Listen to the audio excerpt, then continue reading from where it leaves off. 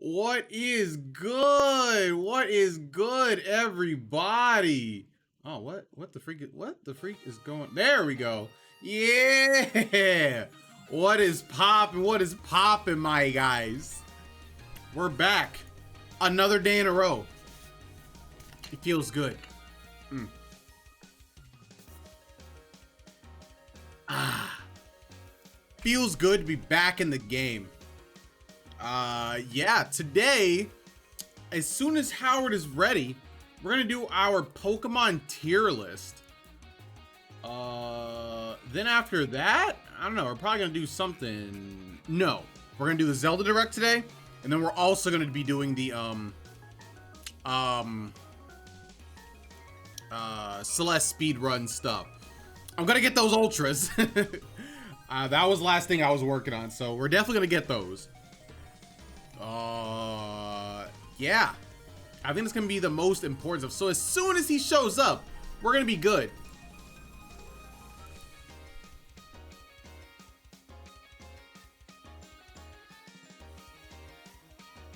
Oh, also, I've been playing Destiny a lot more, and I gotta say, Destiny's pretty good. Destiny's pretty fun, but to qualify that, you gotta have friends to play with. It's just so hard to play the game alone for a long period of time. You could definitely play Destiny for a little bit by yourself and have a pretty enjoyable time. Like, for example, if you're like just starting out, like obviously you can do the main story, and then after that you can start doing like some of like the the Crucible stuff, or the bounties and stuff, and that keep you entertained for a little bit because you feel stronger. But then you hit like something called the soft cap, so you have to do like pinnacle. You have to do events that give pinnacle rewards. So, get a certain amount of bounties for the gunsmith, or do things for somebody else. And then like, it's fine, but like you can only do that for so long before it gets boring on your own. And then obviously you can't do a raid by yourself. You can't do some of the stuff by yourself. You need like a fire team to do it with. And it's just such a hassle. It's just such a hassle finding people online in order to do the stuff, I guess. But what can you do? What can you do? But I've been playing with some people in one of like my PlayStation group chats, and I gotta say Destiny is pretty fun. Destiny is pretty fun. They do have a lot of content you can do with other people, so when you're actually doing the stuff, it's fun when you can and do actually do it. It is a grind though. You're doing a lot of the same things over and over, at least from what I've seen, in order to actually get your gear, so you can, what I like to call, truly play the game. Because yeah, once you start getting like the higher gear, you're in like this weird like middle section where like you're only doing events so you can do like the higher tier, more fun stuff. And it can definitely feel kind of bad sometimes when you're going through the content. You're like, man, this is really, really hard. But hey, once I get that one piece of gear, I'll be just a little bit better. And with that in mind, if you're ever gonna play Destiny, I think you should play with people that are stronger than you, so they can kind of carry you. Because if you're just doing the content normally, it's really hard. It is really hard to start actually improving. You'd have to do like a lot of like the menial stuff first, like these things called dailies, I think. I don't know. It's hard to get into, but it is fun, all things considered. So that has been my time with Destiny so far. Let me see if that boy Howard is ready. Let me shoot him why I guess if he's not in here, he's not ready. Yo, what's good, Adam? What's good, Greg? What? Greg, you can't stand the MMO grind? Is Destiny an MMO? Does Destiny count as, I guess Destiny counts as an MMO. You're too old. You're never too old for an MMO. Case in point, all the people who play World of Warcraft are probably like 40 plus. Yo, what's good, Sydney? In genre, no. In task, 1,000,000% yes. Well, isn't an MMO like massively multiplayer? Well, yeah, I guess it's not massively multiplayer, right? Because you only have so many people that can play with you at a time, even though you see people in the world. So I guess, because you can only have 6 people in a fire team, so I guess it wouldn't be considered an MMO. Wait, that's hard. That's hard. I don't know. Because I guess you can't have guilds, but you can have clans. But you can only have 6 people to a fire team. Oh well. I mess with MMOs. At least I think I do. I feel like I could get into World of Warcraft. I like Final Fantasy 14. I need to get back to that. I like that. So I think I like MMOs, but I do wish MMOs were, what's the word? I wish they were more welcoming to single player content. Like, I understand MMOs at their, not fun. They are fun. Like, at their core, MMOs are for multiple people to play together. But I do wish there was more content that would allow you to play by yourself, or at least make it to where it almost forces people to get to know each other to play together at some point. Because like they can like, team you up with people and like you'll play together, but like I feel like there's nothing forcing me to interact with other people to actually play the game like the way it wants me to, like there should be like a thing where it like this may be controversial, but forces people into like, okay, you know what? I take it back. I actually take it. I was gonna say forces people into like a chat so they have to talk to each other or whatever and do certain things, but I realize that is a horrible idea. I don't know, maybe something. I want to make friends on MMOs. Go ahead. Try to solo D2 raid. Well, I don't have the proper cheese for it. If I did, I would absolutely do it. Cause like people cheesed like what, the Crota raid all the time. I know they cheesed Vault of Glass back in the day. I don't know if people soloed the Taken King. I'm sure they did. But yeah. I don't know if there's any soloable content for D2. I'm sure there is. That was like 7 years. I know. That was in Destiny 1. Well, I guess those raids are in, because like you can do Vault of Glass in Destiny 2.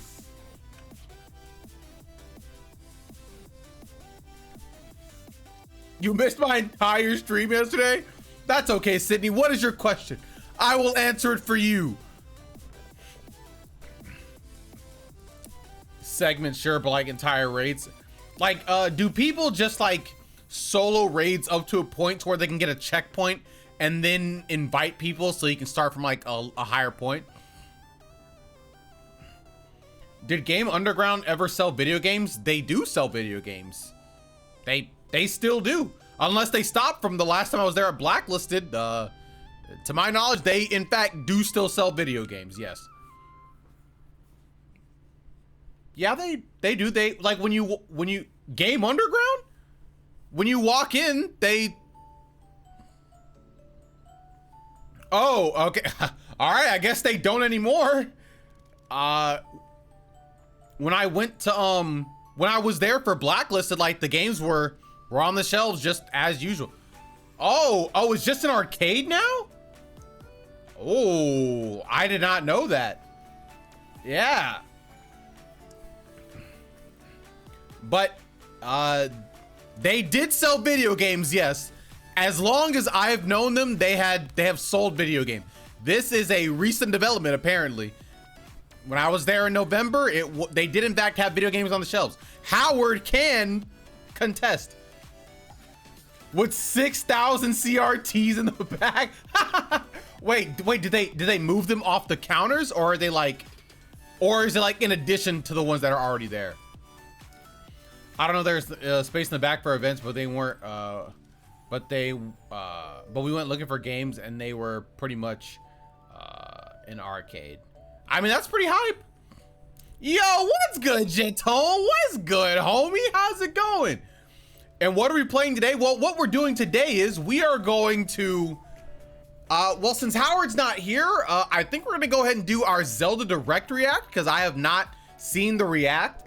Then when our boy Howard gets here, we're gonna talk about Pokemon, and then after that, we're gonna do Celeste. So that is what's on the menu today.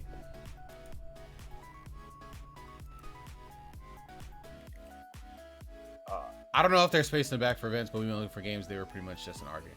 Regardless, we picked a bad day to go. They had no games.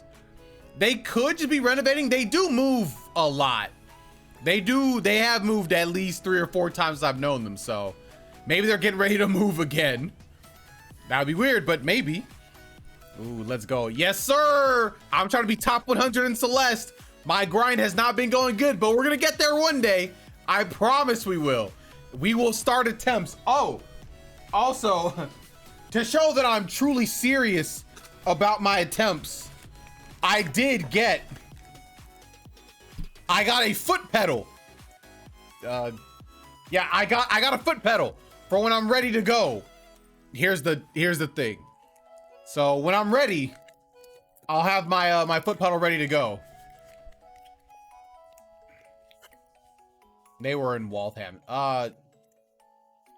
They were in what's it called? Is that Waltham? Is that where I think it was in, I'm pretty sure it's Waltham. Yeah.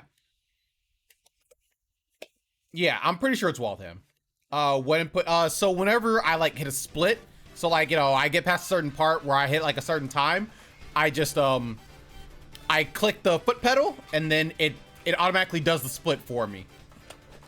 So it'll record that time when I have like another program that works with it. And yeah, oh yeah, they used to be in the Natick Mall. That's where they were before. Yep. They were in 2 places in the Natick Mall.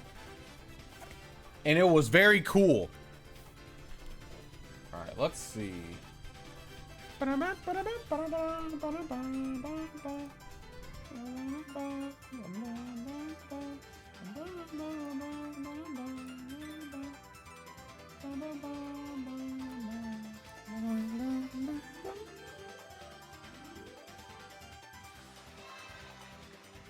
Oh, you know what? That does make sense, Adam. You know what? That makes sense. Oh, what?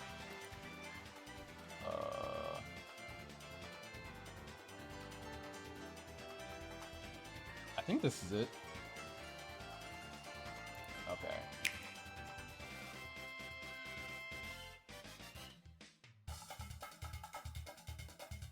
We're gonna go here. We're gonna pause this, and then we are gonna do this. All right. Okay, guys. React time. I have not ever seen a Zelda Direct, or I haven't seen the Zelda Direct today. That was a weird way to put it. So I haven't used the Zelda Direct today. So I'm going to react to it all with you guys.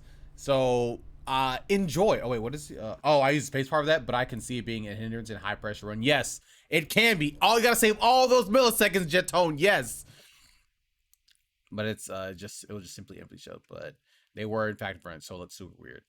I haven't either. I held out for you. Hey, thank you, Adam. So let's see what Zelda has in store for us today. Hello, everyone.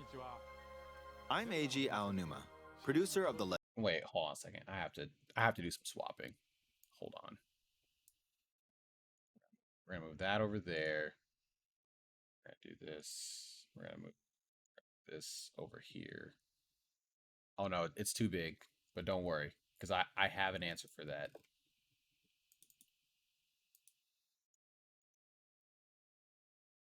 Boom.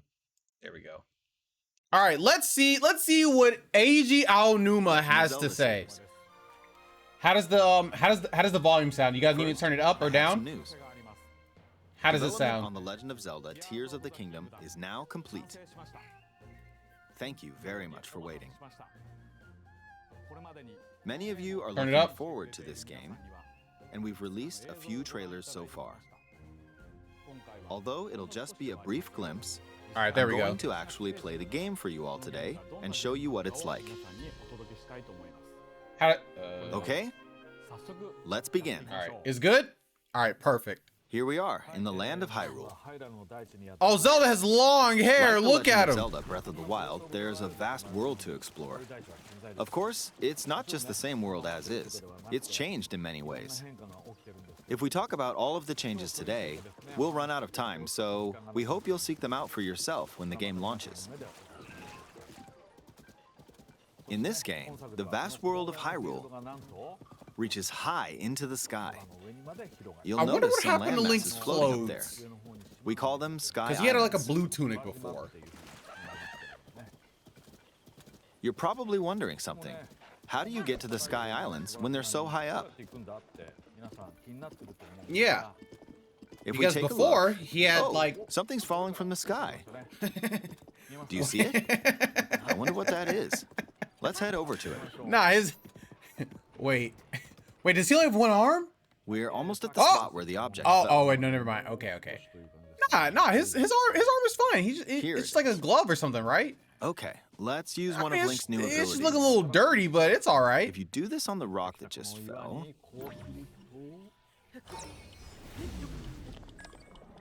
look, it started rising. Oh. This power is known as Recall, which rewinds an object's movement. I believe so, Since I just Jeton. used Recall on the fallen rock, I can now rise into the sky. We're a lot closer to the Sky Islands. Let's use the paraglider to reach one of them. Wait. There are a few other Sky Islands floating here too. Okay, so it can only go up. Okay. All right. Okay, that's pretty cool. Okay. I made Okay, I it. like that. There Oh, are it's lots the- of it's a ways to reach dragon! the Sky Islands, so we hope you'll try a few different methods. Okay, now we're on a slightly bigger Sky Island. Yo, speedruns are gonna be nuts. Just like on the surface, there are several man-made structures. Does it look like a Some trees robo are arm? also It just growing looks here. like his arm just You has don't like see some many of those yellow eldritch trees on the writing. surface, though. Did he Let's get the walk Luke? around for a bit. What's the Luke treatment?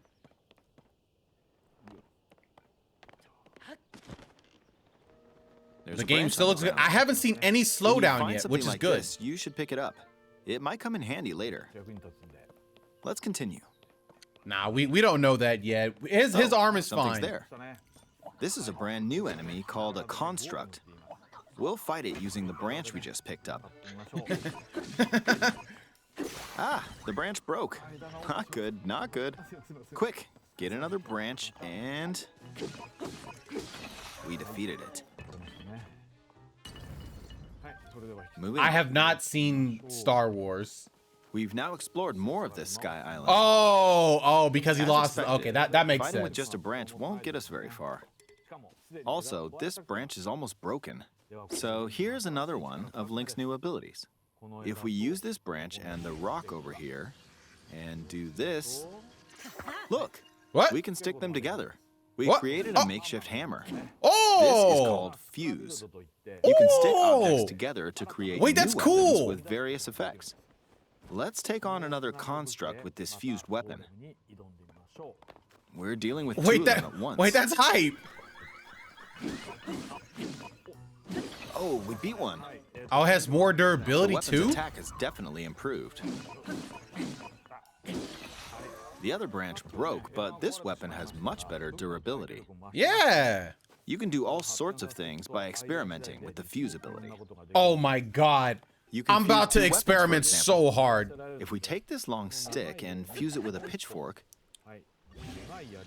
What? we can create a weapon with a much longer attack. They made a Fallout With this, weapon. we don't have to get too close to enemies, That's pretty funny. and we can safely attack from a distance.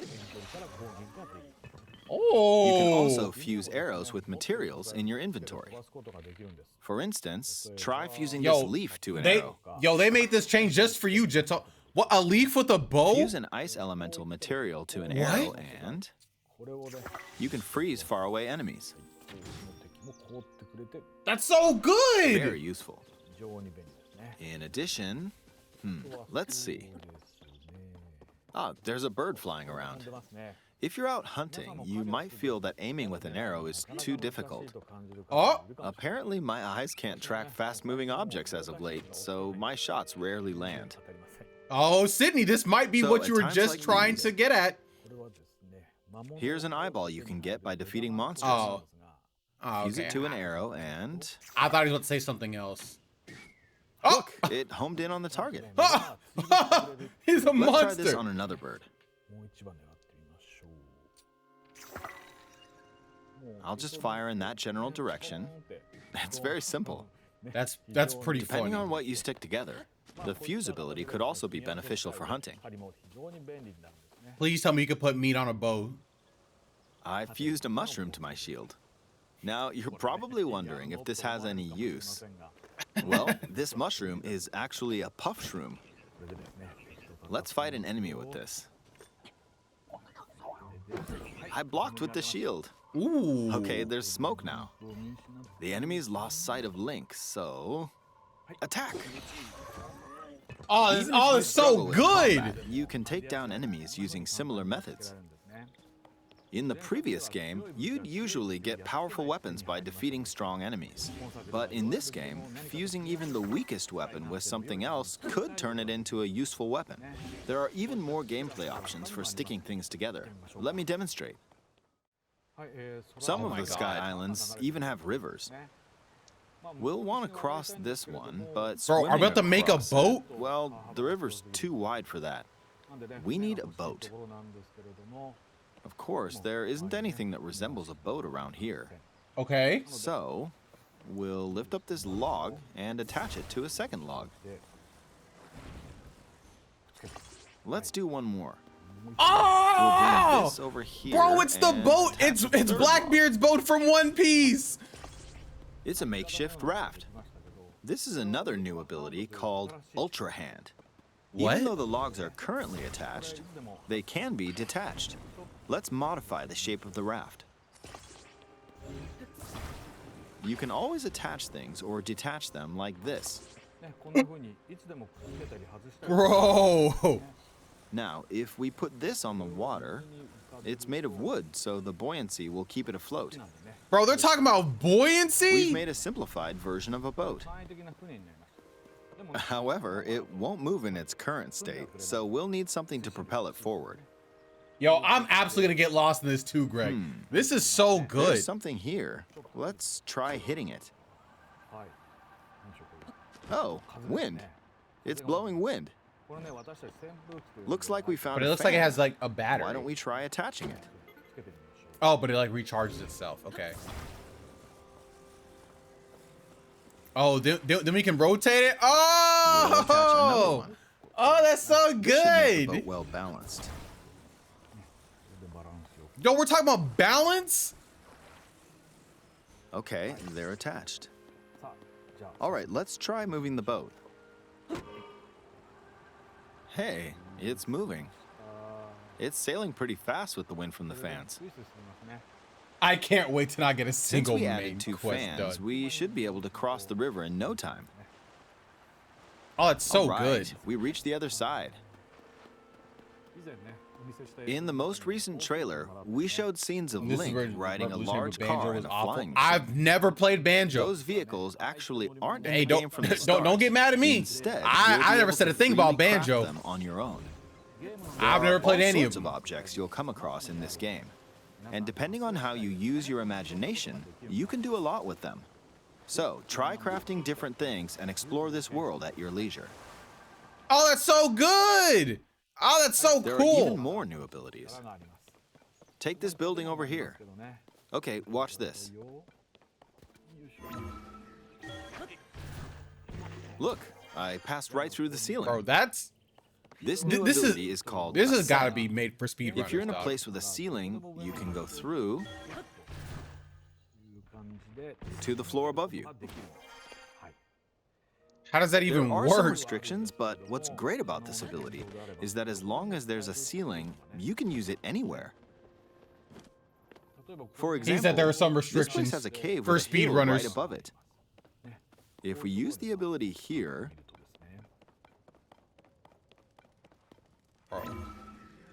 Ain't no way we're going through the. come on, keep going. Okay, we emerged at the Bro. top of the hill. What? In the previous game, you had to use stamina to climb a mountain. But in this game, if there's a mountain with a cave like this one, you can now get to the top without having to climb all the way up. Yo, Here's another what's good, example. Jonah? Imagine you're stuck in a cage. If it's got a How's it ceiling, going, homie? You know what to do, right? Exactly. Oh, there's another construct. Oh, it's so cool. It seems to be holding a strange weapon. What the Some freak is enemies that? are equipped with fused weapons, so battles will play out a bit differently from the previous game. Ooh. Ah, it blew me away with wind. Yo, we have Looks like it's different got some sort of mechanics. fan. Ah, I got pushed off. Oh, he's done. Oh well, let's just return to the surface. You can quickly descend I from wonder the if that was sky to the planned. surface like I this. know, Jonah. This looks so It good. feels so good. In the sky, you'll be able to look out across the land. You can also search for destinations that pique your interest. Once you've chosen your destination, you can speed things up, like this. Let's dive into this river. Oh, is it like? Okay. And we're back on the surface. All right, great. So we can dive from 300 feet into the shallow There are end. still All right, so many sick. things I'd like to show you, but let's leave it at that for now. What? Oh, Numa, no!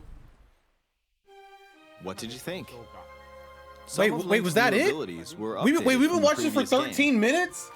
I'm sure some of you watching me play were thinking, wait, if you could do that, then maybe you could do this too.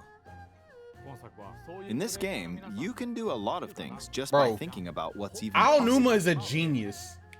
There's still a lot of new gameplay, mysteries, and encounters we couldn't show today, but they're all jam-packed into this unfamiliar Hyrule, and we hope you'll use your imagination to explore it. That's all for today. Thank you for watching. Bro. Ao Numa is crazy.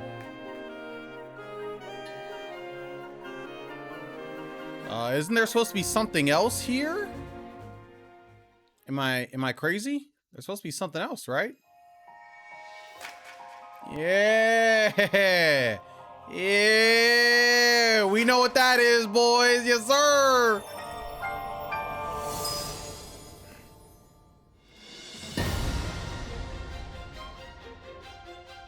Ooh. The Switch OLED looking nice. Wait, what? Wait, they're already going for pre-order? Well, I guess it'll say it right now. You know, I've been thinking, should I pre-order mine? Or should I pre-order one right now?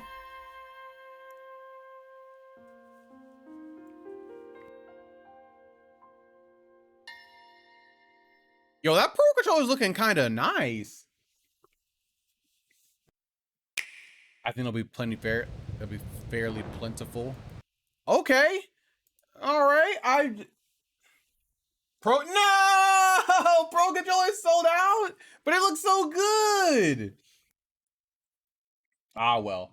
All right. So that was the Zelda Direct. Ooh, what did you guys think about it? What are you guys' thoughts on this game? GameStop in-store only? Okay. Let's see.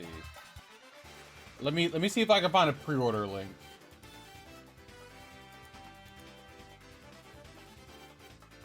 Let's see.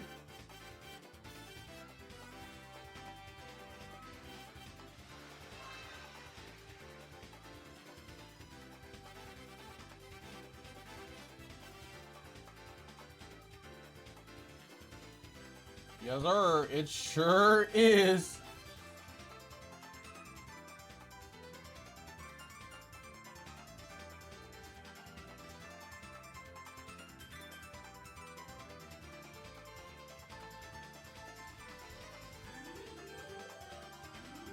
Is that the closest one?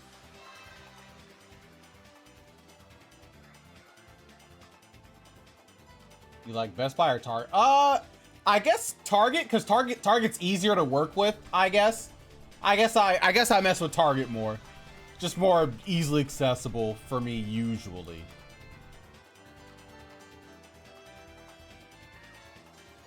But I mean, I guess they're both fine. Yo, what's good, Gooch? What's poppin', dog? Bro, I had a dream I went to a major that you ran, and you would not move me out of Blade's pool.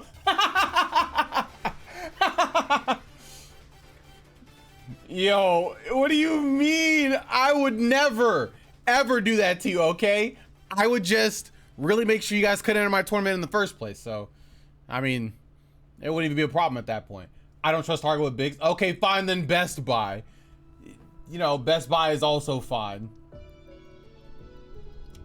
What? And they opened your special edition? What do you mean? What do you mean they opened it? Like fully, like when you got it, it like wasn't the plastic box like half open, maybe it was ripped or something.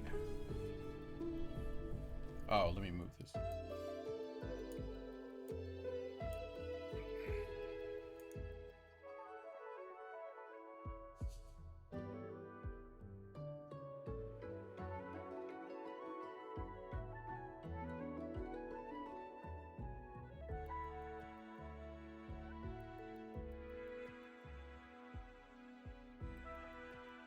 See. I missed the GameStop near you. Dog, that's it's so sad, but GameStop kind of has to go. Like I just don't think it can survive in today's climate.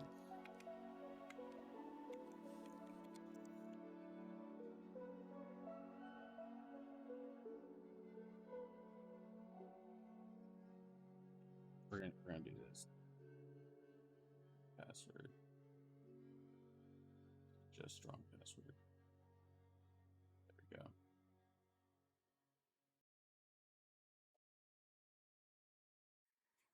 Okay, check. Okay. Yo, it's taking so much to even pre-order this. Oh! Oh! You can't do like put like $20 down or whatever. Like you have to actually like buy the whole thing. Oh, I might not be getting it right now. I thought I could like just put like $10 down or something. But I guess not. Dang.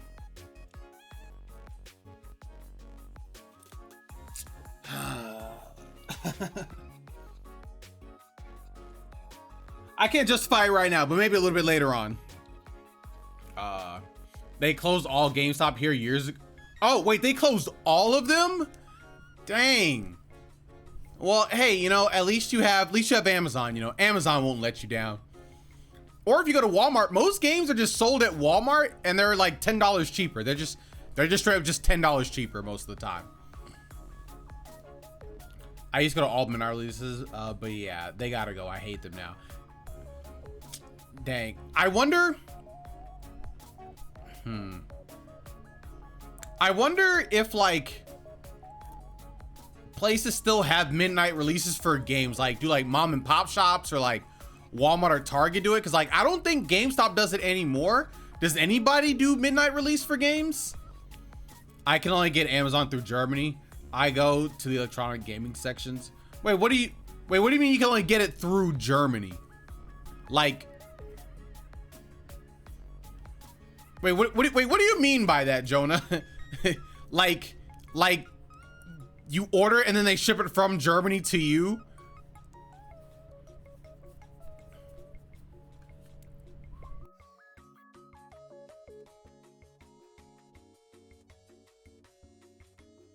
Essentially. Oh, okay, gotcha.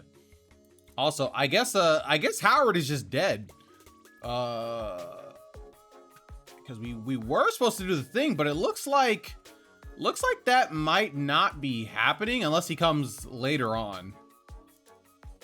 So whenever Howard lives again, we'll do Pokemon stuff. But I guess other than that, we're gonna do Celeste stuff, essentially, yeah, or Sweden. Oh, okay. Well, I mean, as long as you get it, you know, it's all good. All right, let's see. All right, cool. So let me go ahead and pull up our favorite game.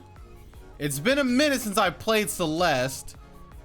Like it's been a little bit since I've attempted to play Celeste. So the last time we were playing Celeste, I was going through the trials and I was just going through the motions of getting my inputs down. So to be honest, we might just have to go through that. What? Oh wait, hold on a second. Okay. As long as I can start Celeste, we're good. Oh, also guys, if you did not know, Humble Bundles and stuff are going on. I got Doom 2016 for $5.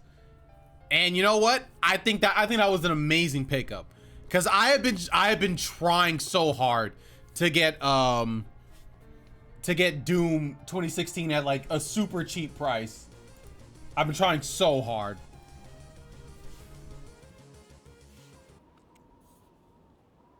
All right. What?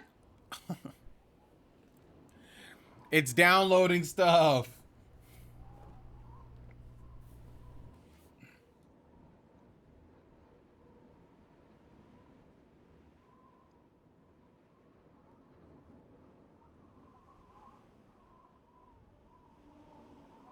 I didn't see it. Too busy trying to get all the You know, that's fair. I mean, this 3DS business has been a trial for a lot of people. Rest in peace to 3DS. You know, it's given us great times. I remember going around playing Monster Hunter and other games that I got, and you know what? It was a great time. What the frick happened to Celeste? What happened? It said restarting. Oh, okay, here we go. And Wii U for the 10 people. Hey, I'm pretty sure everybody in my chat or just about had a Wii U. At least that's what it seems like to me. Okay. Okay, so last time I was here. Oh God. What? Oh. We were trying to get past this part. And it was very, very difficult. The 3DS was very, very good. Oh man. I had quite a few memories of my 3DS. Like when that was the console I first played the whatchamacallit, Legend of Zelda Ocarina of Time. I have still to this day never played the 64 version. So I've only played the 3DS version, and I had a great time. I think Legend of Zelda Ocarina of Time is a great game, and the 3DS gave that experience to me. Let's check the Wii U stat. Yeah! What's that Wii U stat? Remember the day Smash Demo came out and we were all just refreshing it? Yes, I do remember that. I do. Bro, I remember us all coming into the VGA and playing Smash and playing the Smash 3DS demo. I remember Pat didn't actually have the game for a while. He only had the demo. That was very, very funny. And Monica got it first and was afraid to tell us. Why was Monica afraid to tell us? and she played it without the volume so we wouldn't know. Why would Monica be afraid to tell? That doesn't even make any sense. Oh, poll at the top of the chat, everybody. Did you have a Wii U? Yes, I did. It's literally in the background still. Because we were all, I mean, yeah, but why? I guess why would she not just say like, hey, I got my code? But you know, it's a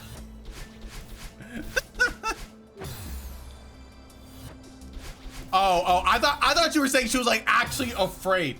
Like, oh my god, these people are gonna kill me if they find out I got the code first.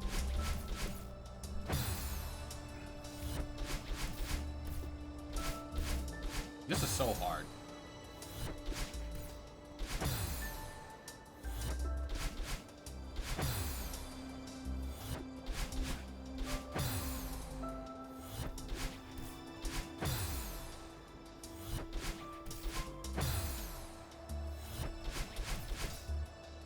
I've got some good memories with the Wii U too. I can't say I have too many memories with the Wii U. If I'ma keep it a super stack and a half. I did not play it as much as I should have. The most that I played on it was Mario Kart and Smash.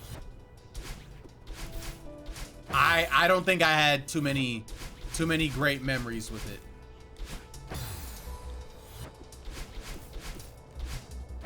I just can't get over how much I hate the console. Oh my god. How can you have great memories with something you hate so much?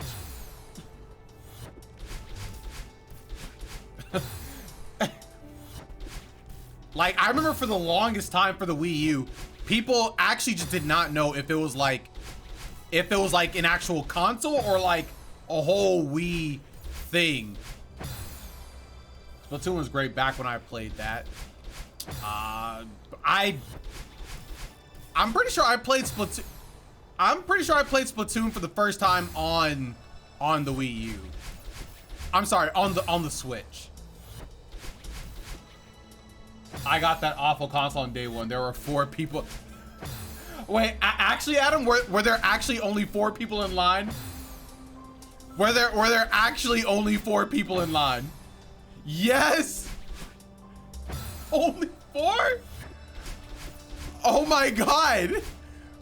For a Nintendo console on launch? Bro, that's unheard of. I'm pretty sure even the GameCube had lines.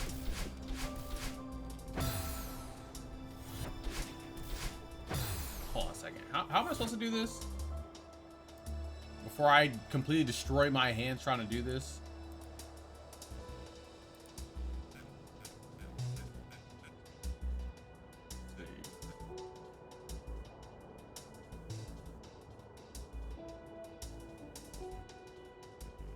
Here we go.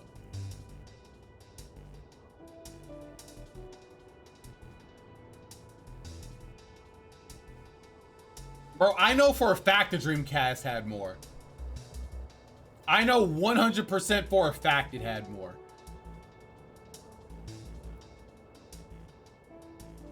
How do you do this? Incredible. For reference, we were like a 116 line for the Wii in the same town. Oh my god. 160th? You know, I remember that number because they handed out the tickets. I just was not aware enough of like console like launches to even like know that the Wii U was like that big of a, the Wii was that big of a deal. Wii U at 13 mil versus 9 mil Dreamcast. Oh no. But hey, at least people were probably in line for the Dreamcast. At least people were probably in line for the Dreamcast. We had Mario Kart. We take Mario Kart away and the Dreamcast would have definitely outsold. I'm pretty sure that's true. I definitely got mine just because of the new Smash. 100%. I knew there was gonna be a new Smash, so I was like, yo, I have to get this console. And also Pikmin 3 because I played it at Nintendo World in New York, and I was like, oh, Pikmin 3 is really fun, and it was great. And yeah, and that just turns out to be the only game that I beat.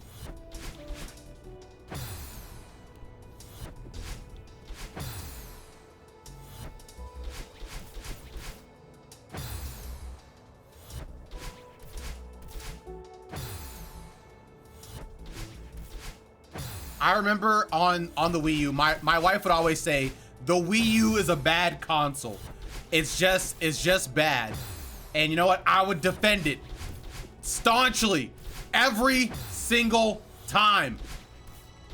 And you know, even to this day, I still don't think the Wii U was inherently a bad console. I don't. It did in fact have some good games.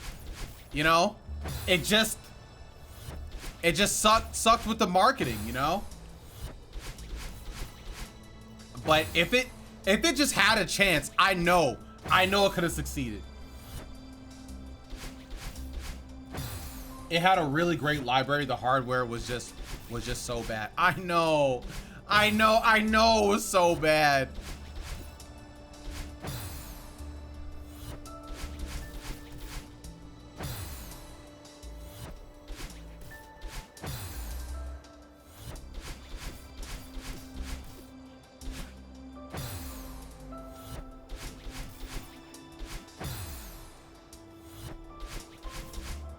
Is Celeste lagging right now?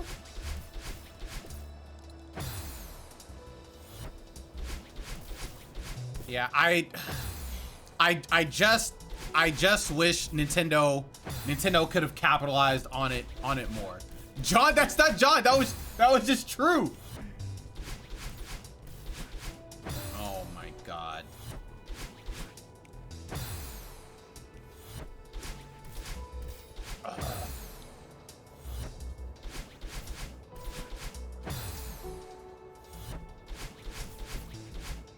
Okay, so how can I do this first part?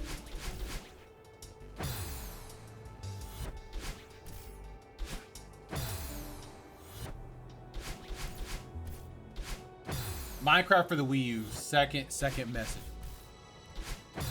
Yo, I've never... Wait, was Minecraft on the Wii U? I know it was on the 3DS, but was it on the Wii U? Really?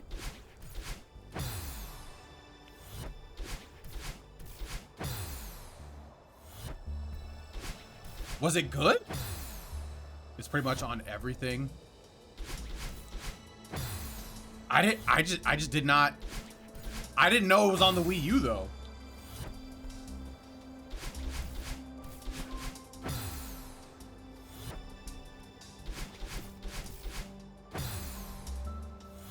It was like the second worst version. What's the first version? The mobile version?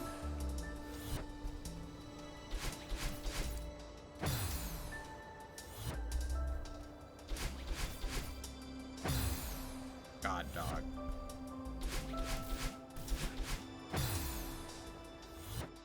Is there like a slowdown mode so I can just get the things right? Like, oh, wait, hold on a second. Let's see.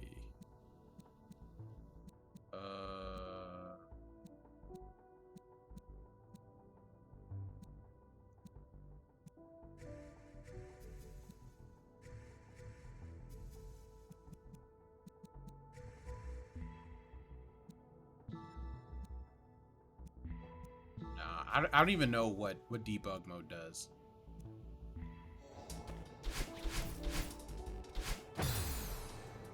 Mobile 3DS, new 3DS. Wait, why new 3DS specifically? Yo, what's good, Howard? We watched the Zelda Direct, so that was pretty good.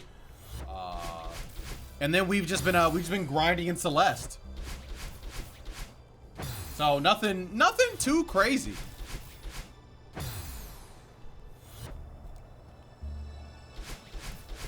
Yeah, the Zelda gameplay was really, really cool. I love the mechanics they showed. They even changed stuff about the durability in a fun way.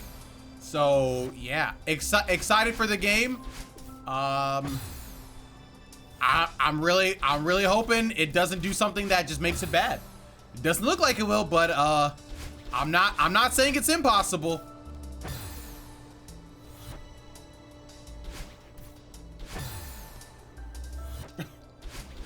Oh yeah, Adam, what was that whole thing about Nuts and Bolts? Nuts and Bolts didn't have anything like that, right? At least on that level, Legend of Zelda, right?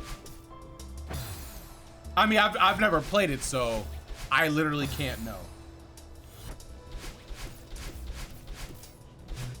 Gmod Zelda. No, not even close. I'm just joking. Oh. Hey, I have no idea, you know? I'm willing to give games their credit, you know? Credit where credit's due. Except Pokemon Gold and Silver.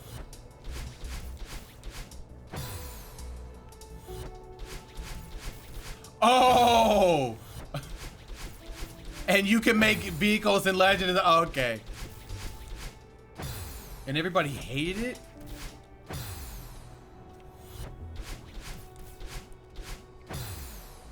Dang, was Nuts and Bolts really that much of a departure from the original Banjo-Kazooie that people just couldn't help but hate it? The game that spat on everyone's face. Yes, that game.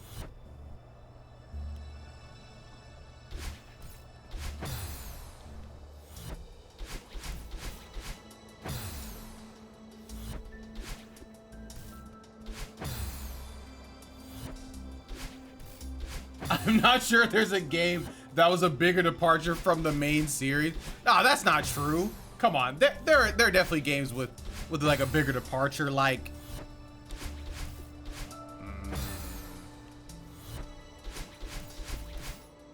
I'm sure they exist. I'm sure they exist.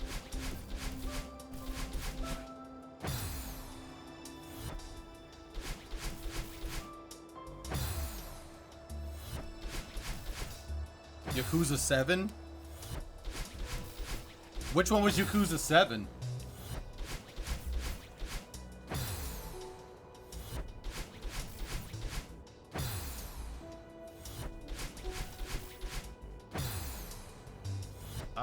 Wait. Is that Like a Dragon? I thought Yakuza Like a Dragon was the most recent one.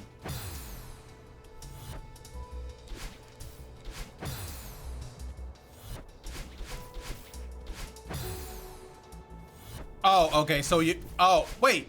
Aren't all of the Yakuzas numbered? Like literally 1, 2, 3, 4, 5, and 6. But then they just named the 7th one Like a Dragon. Isn't that just a spinoff? It's not like the main series, right? Or is it?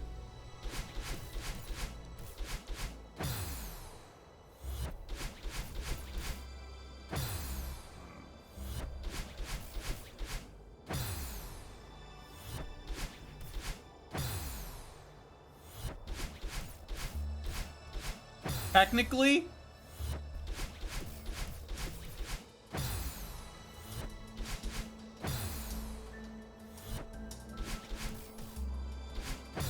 but I could be wrong. I think it was when the first got it. It was called 7. Hey, I have no idea. One of these days I'll play a Yakuza game. Maybe I'll play Yakuza 0 because they have Dame dane, name o, name naguyo. I love that song. That song is so good. Okay.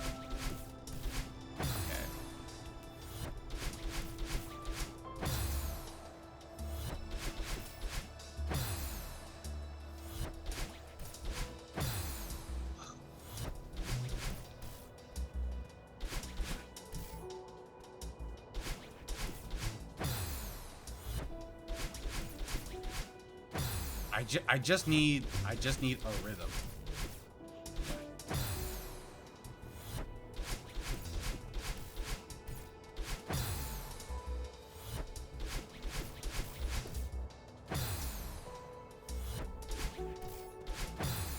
Just need a rhythm.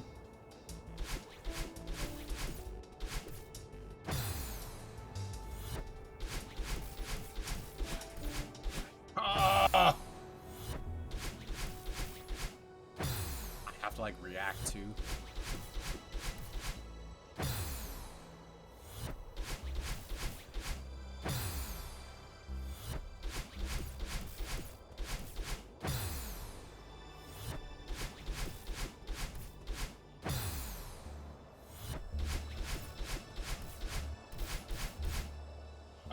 But by the way, I remember a couple of other features. We should have mentioned Scarlet and Violet. Like what? What are? Oh, wait, actually, I guess we could just go ahead and talk about that right now. I guess. Before I kill myself in Minecraft, trying to get past it. I can feel it. I can feel it.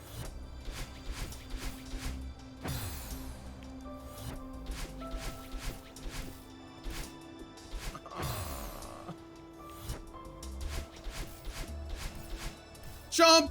Jump, Celeste! Jump! No, jump! Just jump! Please, I'm begging you. Okay, hold on a second. A few more times.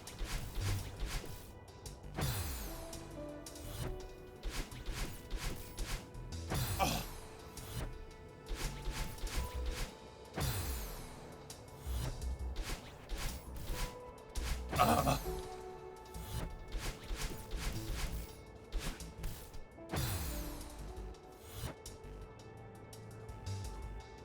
All right, I'll come back. I'll come back to this shortly.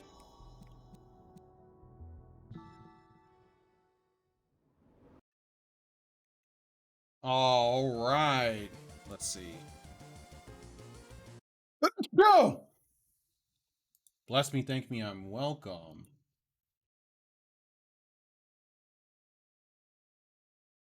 All right, it's time. My bad. Hello, Mr. Ward. Oh, hello. Look who yeah, finally decided to show it? up. I saw What I did had a phone call to take. I would have been there from the beginning.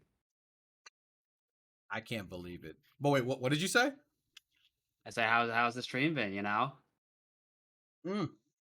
It's been great. Yeah, we watched some Zelda. We're now playing some Celeste. I'm getting closer to finally doing that Ultra. But now I have a score to settle, okay? Oh yeah? What's that? That score to settle is Scarlet and Violet with you. Because last time we were about to get into the high weights, if I remember correctly. But you said that there were some mechanics or something that you were thinking of. So what were you thinking of if we're going to go back to where we left off? Yeah, so I mean, the first one I would say is the mount, you know, Miraidon, Koraidon. I think, you know, doing there's a little bit of similarity to the Arceus mounts, but they really just kind of put it all into one.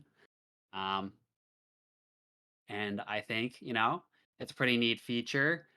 I think for the most part, it is paced out pretty well, you know, tying the mobility upgrades to the Arving quest line.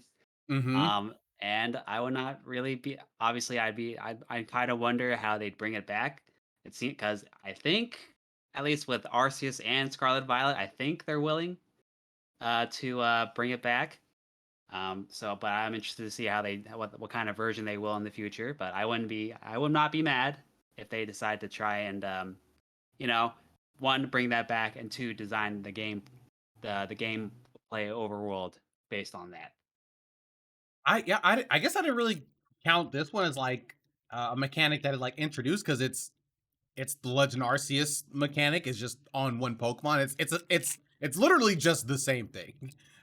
This is just our next take on it. So like from Legends Arceus, this is that next version of Legends Arceus to me. So I mean, I wouldn't really count it as something that this gen introduced per se or something like that. Although I do think they did pretty well. Much smoother, I think. Is it? I'd say so. Yeah. I mean, mostly because you don't have to switch between the different helper Pokemon. I guess that's true. Okay, yeah, it is a bit smoother. I guess I would count it as like an evolution of what they did before, but still I but still good overall. Yeah, the only thing is that like I don't obviously we're not part of their team, but it seems like I'm sure they had communication, but clearly we definitely know that they had a different like director between Arceus and Scarlet Violet.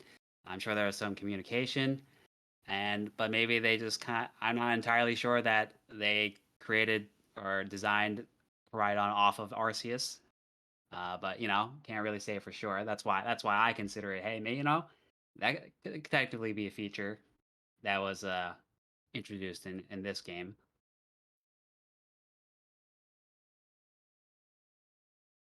I don't know. I see it as an Arceus mechanic. I just feel like they just straight up were like, hey, yeah, you guys did good there. Yeah, we're gonna implement that in here basically, just kind of like that, just tweak it a little bit so it's in one Pokemon, easy, and that Pokemon will be a part of the story. So to me, it is, but that's neither here nor there because regardless, it's a mechanic that I would like to see them keep going in the future. Yeah. Regardless. All right, and the second one, I'm not really as high on. It is the Terra raids. I don't think you've done it on stream. Have you tried it at all? Mm-mm. I mean, but isn't a Terra raid just basically the other raids from Gen 8? Isn't this just like their isn't it literally the same thing?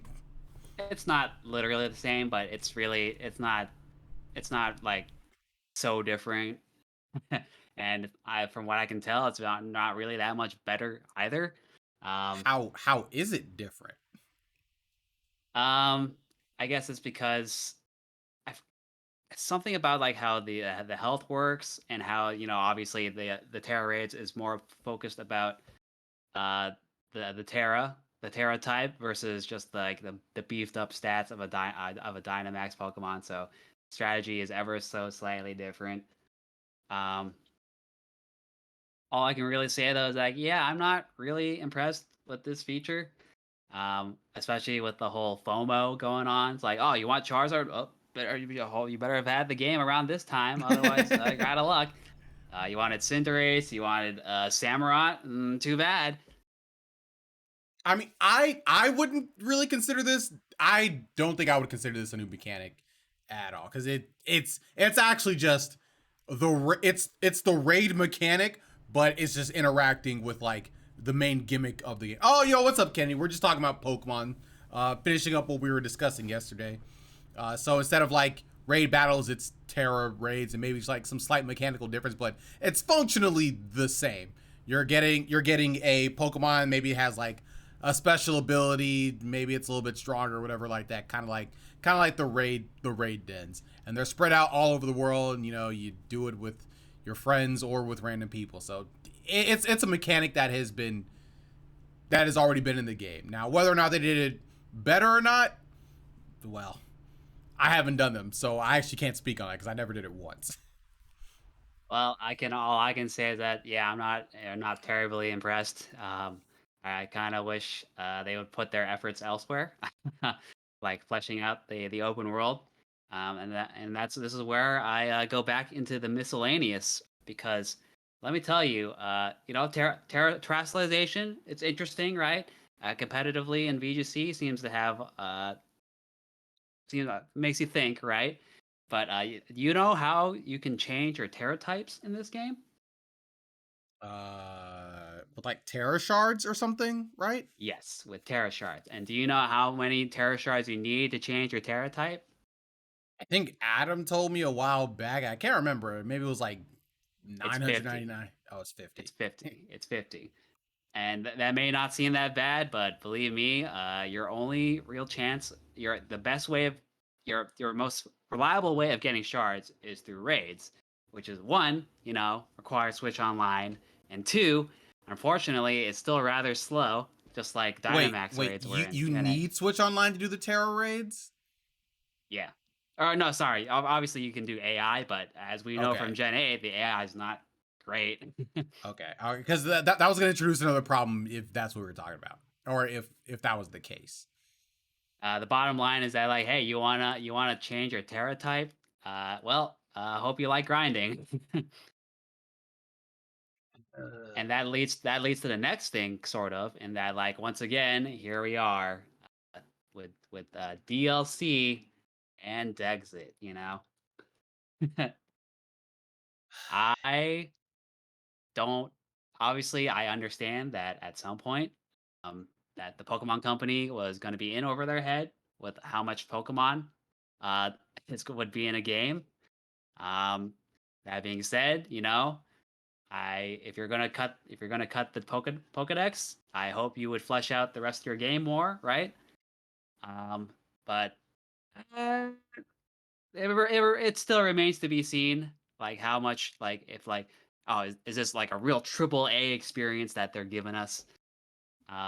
And I don't think that's really the case. And it just seems like once again, hey, let's have them chill out an extra $30 for the DLC and $20 for home, so that we can sell them literal kilobytes of data back to the players. I mean, yeah, it absolutely sucks, and I don't agree because I still think that every Pokemon should be in the game regardless. Because it doesn't seem like it's too hard. They just use the same models anyway. Just put them back in the game. All right, and we'll all be okay. They don't all have to be in the world or whatever, but every Pokemon should be usable. I don't think that's too I would crazy. agree, especially since this is that again, only kilobytes of data. Two, $1 billion company, by the way. So I like if Digimon can make a better effort towards putting all their ridiculous designs into their games. I think Pokemon could at least attempt it once, but it doesn't really seem like they're interested in like a magnum opus because they don't want that kind of expectation on them. You hate this. You do absolutely hate to see it. I mean, it's not. I mean, at least you don't need like to buy the DLC in order to use all the Pokemon that they add later on. Because like if you have them, you can always just use them unless they introduce new Pokemon in the DLC. But I guess that's what trading is for. So you don't need to get the DLC. So that's at least a good thing. Like it's not like if you don't have the DLC, you just can't use them. That would be a whole. That would be like a whole like other issue, right? Like that would be awful. So at least there's something with that. So even if there is like a Dex that they add Pokemon, it seems like they're selling it to us later. They might be selling like the newer Pokemon that they're adding, but like all the older ones, like they're all still there that we can use. So that's something. Well, even if you don't buy the DLC, you still need Pokemon Home, which is still not active for Gen 9, by the way. I mean, technically, you still don't need Pokemon Home, right? Because like, oh well, actually, I guess I'll ask because I actually don't know. Do you need Nintendo Switch Online or Pokemon Home to just you don't need that to just trade, right? I know I don't think you need necessarily Switch Online, but you definitely need a Pokemon Home to transfer your older Pokemon into Oh, current okay. games. But if you have somebody that can like trade you the stuff, you would just trade it with them. So you wouldn't need to do the whole transfer thing. Yeah, it would be a pain, but you could do that, I guess. But if you want to have all your Pokemon from all your past places, then obviously you'd want Pokemon Home, and they're charging money for that, which sucks because there's no other transfer way. Unlike the old days where you could just like plug in the cartridge to the DS or whatever, and you can transfer your Fire Red Leaf Green all the way up. Yeah, no, Pokemon Company just kind of hates you in that regard. Yeah, at least all the Pokemon are accessible in some way, so that's at least one thing. Hey, but like I say, right now it's still not compatible with Pokemon Home. so, Yep. so I mean, finished product, by the way. I Now, it's I guess we can finally move on to route design. As their really route design, I guess there's one thing you can say about map design. Wait, what happened to Pokedex design? What are we looking at? Pokedex design is high weight. Yeah. I thought we're still in middleweight. Oh, we are. Did you pin the wrong one? I guess so. Let me see the pin. High weight. Yeah, I guess that's an older one because like at the top of middleweight, I don't know why. I don't necessarily know why it's in the top, but it's for me it's yeah, it's route design. All right, that's a bet. All right, route design. I mean, it's open world, so it's like it's not like traditional routes, I guess. But I will say, um, it's an open world. I thought I had something to say, but I really don't think I do. Um, I mean, they have Well, like some paths. I mean, everything seems to connect well enough. So when you're actually just going along like the route stuff, it is pretty fun as you're going to like the connected areas. There is like a general path you can just take. I didn't really go on the given path the whole time. I was like exploring, like running around. So it seems like the game really allowed me to do that pretty freely. And I for the think we kind most, of keep going. I was gonna say, and for the most part, it wasn't hard to find anything that I was searching for, which I think is pretty good overall. But yeah, what were you about to say? I was gonna say like I think we already touched upon it in like the miscellaneous and how my feelings about open world in general.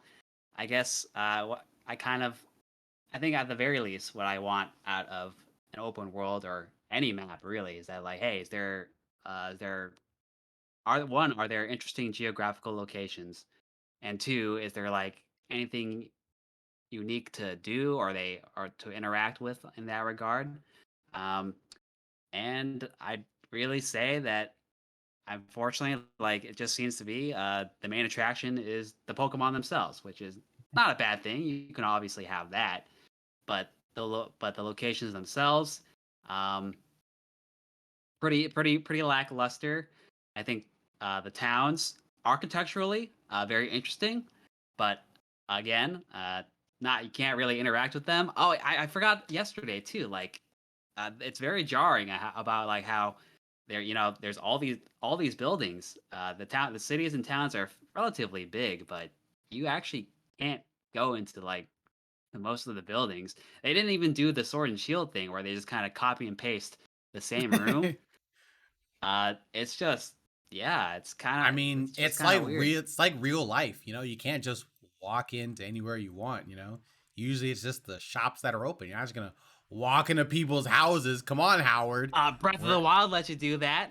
Yeah, they sure do. But you know what? Breath of the Wild is about ancient times. You know, you could do that back in 1525. You could just walk into somebody's house. All right, you might get into a fight, but you could do that. All right, you're not gonna be walking downtown in Boston just walking into any old house. You're not doing that. I mean, you could if you have if you're a Chad, which is what you are, right? You're a champion level Pokemon trainer. Of course I can. Yeah. Yeah, exactly. So I mean, you should be able to. What can I say? And again, it's not like previous games really stopped you, even if it is again kind of bare bones in previous gens. But here in Gen 9, it's like not even really there. Like, how many buildings can you get into? It's really just the gym and the hair salon that they copy and pasted. I guess I really don't care about walking into buildings like at all. To me, most of the time, it kind of felt useless and pointless a lot of the time. I mean, I'm sure you could find some items, but I never really I think cared. That's more of a Pokemon problem, because at the very least, I think it helps build some character to the town. Really, right? I'm still not. Well, I have to think back to the old Pokemon games. Walking inside, cause like when I walk into the house, I think of like the Pokemon fan club thing, or I mean, I even still like even back in the day, I kind of feel like it didn't really give the game's character. It was just kind of like I would walk in there to see if I could find an item, but I didn't really care about being able to walk in there in the first place. It could easily be substituted out with just like Well, just other again, I places you think can go into that's town. well, one, that's more of a Pokemon problem, and two, I would disagree in that, like, at the very least, it like feels like, hey, this is an area that people live in, right? And there's actually things to do in this town. And hey, in Gen 4, you can't forget about Mindy, right? Who? She's the NPC trainer that you trade a Medicham for her Haunter, and you think you get a Gengar, but it turns out her Haunter is holding an Everstone. Yeah. But like Yeah. but li- mm, I guess when I see that, I'm like, I don't know how necessary that is, like being like a house though, right? Like I can do that. Like they could have just made that just like a person on the route, and that would like, or just like in the town, and that would just give the town just you know, more character still. I don't know if it necessarily has to be that we can walk into the house to give it more character. I mean, they've done it before, and I guess that does do that, but I don't think I I kind of wouldn't feel like say you it's know like I wouldn't say it's like, oh, it's a huge difference, but it's still something. I Like, I and guess I the I just really problem is don't. the problem that I have with Scarlet and Violet is that we're basically getting nothing. That's the problem I have. Again, like, what you can't there's one you can't go into the build you can't go into 99% of buildings in the game.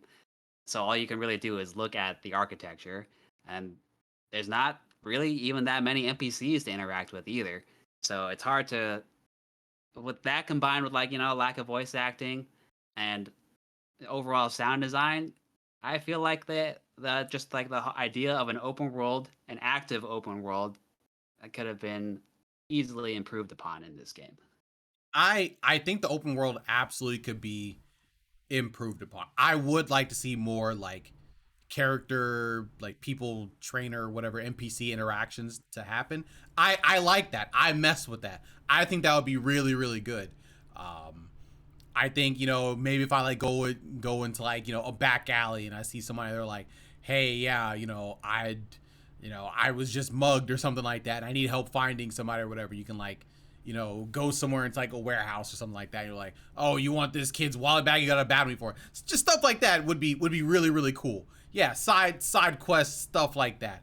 Like I think that would give the game character. I think I appreciate more stuff that just happens out in the city and make it look really lived in. Like I don't necessarily need to like walk into houses, but just there being a lot of people in the town with stuff to do, that would make it more like, that would make it better for me in general. Yes, but unfortunately, yeah. I mean, Scarlet Violet, I don't think had a lot of that. It uh, it it didn't, but to be fair, I didn't try and explore much of that in the first place. I guess because the game really never made me want to try and do that, so that's also kind of like a knock on the game, right? It didn't even make me want to try and explore. I was like, hey, I'm here. I don't care about the salon. I don't care about the sandwich shop. The battle point, or the battle items I care about. But if it doesn't have a gym, I don't give a freak. well, hey, there you go. I guess I think that's not just on, like, on your interest, but I do think that it is a failure of the game design. But I guess when I really look back at like all the Pokemon games, I guess I never really tried to care about anything in the first place. Maybe except Gen 1 when I first played it. But I don't think in any other game I really cared about what was going on in the town or anything like that. Yeah. So it might just be a me thing, but I Well, don't think again, I don't think I've I ever think cared. that's kind of the limit. That's always kind of been the limitation, because Pokemon has been like 2D sprites for the longest time, and now they're doing this big jump to 3D with Sword and Shield, with Scarlet and Violet. That's kind of where that's just, you expect more effort on that end. um, and it's just even the little things, they just didn't have the time for, it seems to be. Mm, I mean, yeah, yeah. I don't know. The only comparison I could think is if I played like maybe Final Fantasy 6 and then going to Final Fantasy 7, would I care about going into houses at all? Even though people say that, you know, Final Fantasy 7 and 6 are like some of the greatest games and, you know, just some of the greatest worlds to be in. Would I still care? Probably not. At the very least, you'd still like, even if it's like short lived, you'd still like try and talk to. Would you explore? You know? Yeah, I wouldn't say. I think even just like having anything, it's just something, right? And I think unfortunately, just Pokemon in general has not really hit that. I can agree with that. I feel like Pokemon doesn't really do that well. But I don't know necessarily for me if there's a game that could make me care. Just for me specifically. Well, how'd you feel about Breath of the Wild, right? That's the game I'm gonna have to compare. I'm gonna compare a lot to. Let's see. In Breath of the Wild, Breath I of the was Wild mo- in general, exploration was a big thing, right? so if we're just talking about towns and like, you know, little settlements and stuff, I didn't really care all too much. I was more about being out in the world, exploring, that's for like any game, like, you know, being out in like the field or whatever, or like, you know, the journey going to whatever place, or, you know, exploring this cave or whatever. That's usually what I'm into. That's what I was like super into in Breath of the Wild. But like the towns themselves, I wasn't super interested in what was going on. I was like, all right, do you need me to do something to go out to where I can actually explore somewhere? That's usually where most of my care came from. With the towns and villages, like I can at least say, I can definitely say with Breath of the Wild, it's like, hey, these are at least distinct, right? Uh, it's not just set pieces. Because like the Goron village, the Zora domain, even Kakariko, or and like yeah, or the other towns, right? It's not just set pieces. It's like there's just something more memorable about each of them than I would say for any town in Scarlet Violet, right? I don't know. I really remember the water town in Scarlet and Violet. I like that place a whole lot. As for the other towns, I remember the ice one a lot. I thought that one was pretty cool. Uh,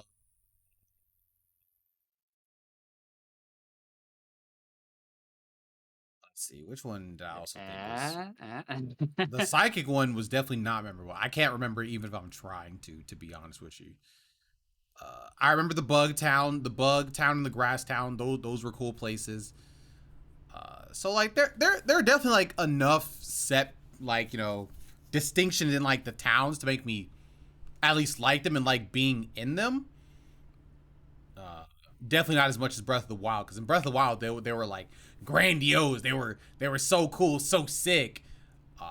But There's NPCs, and there's also a side quest attached to at least one but side quest attached to them, right?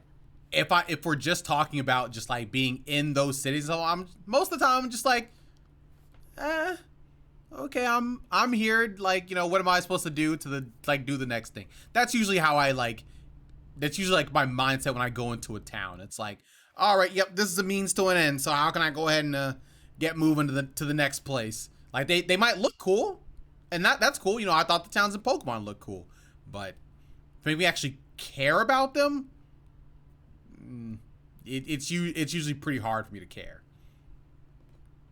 I guess that maybe that is a bit on you, but I guess to wrap it back around, uh, so like route design slash map design, all right, you say you like it, but would you say you were like impressed? And for Pokemon, yeah, I think I was pretty impressed. It was expansive enough. It as I was going through, I did say quite a few times, I was like, oh man, this looks so good. Like, oh yeah, I like the way, like, you know, the landscape kind of like, you know, looks out, like, you know, all the Pokemon that are here. I like the environment. I like the environments themselves. Everything makes sense. I definitely enjoyed like the map itself. 100%. Yes. I thought it was great. I had a great time. Just being in the map, in the world, and seeing what it had to offer. I'm glad you can appreciate that. I guess, just for me, it's like, well, uh, for me, it's like, oh man, Breath of the Wild kind of did it better. And that's a game that came out in 2017. So it's like, it could have been better. And it's like $1 billion company, by the way, and such and so on and so forth, right? Obviously, by Pokemon standards, it is rather ambitious, but but I don't think it's unfair for me to say I have higher expectations because they are a $1 billion company, and their job should be a lot easier since their main attraction is the Pokemon.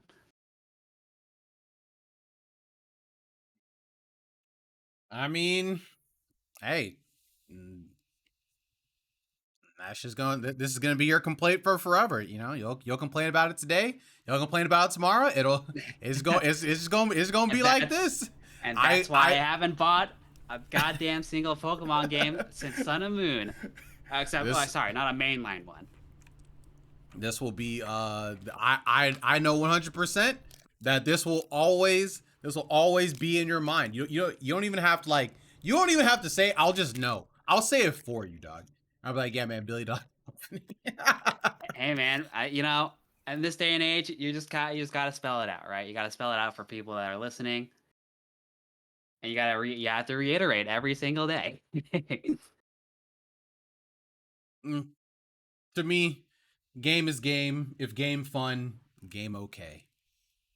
If game good, game good, I guess.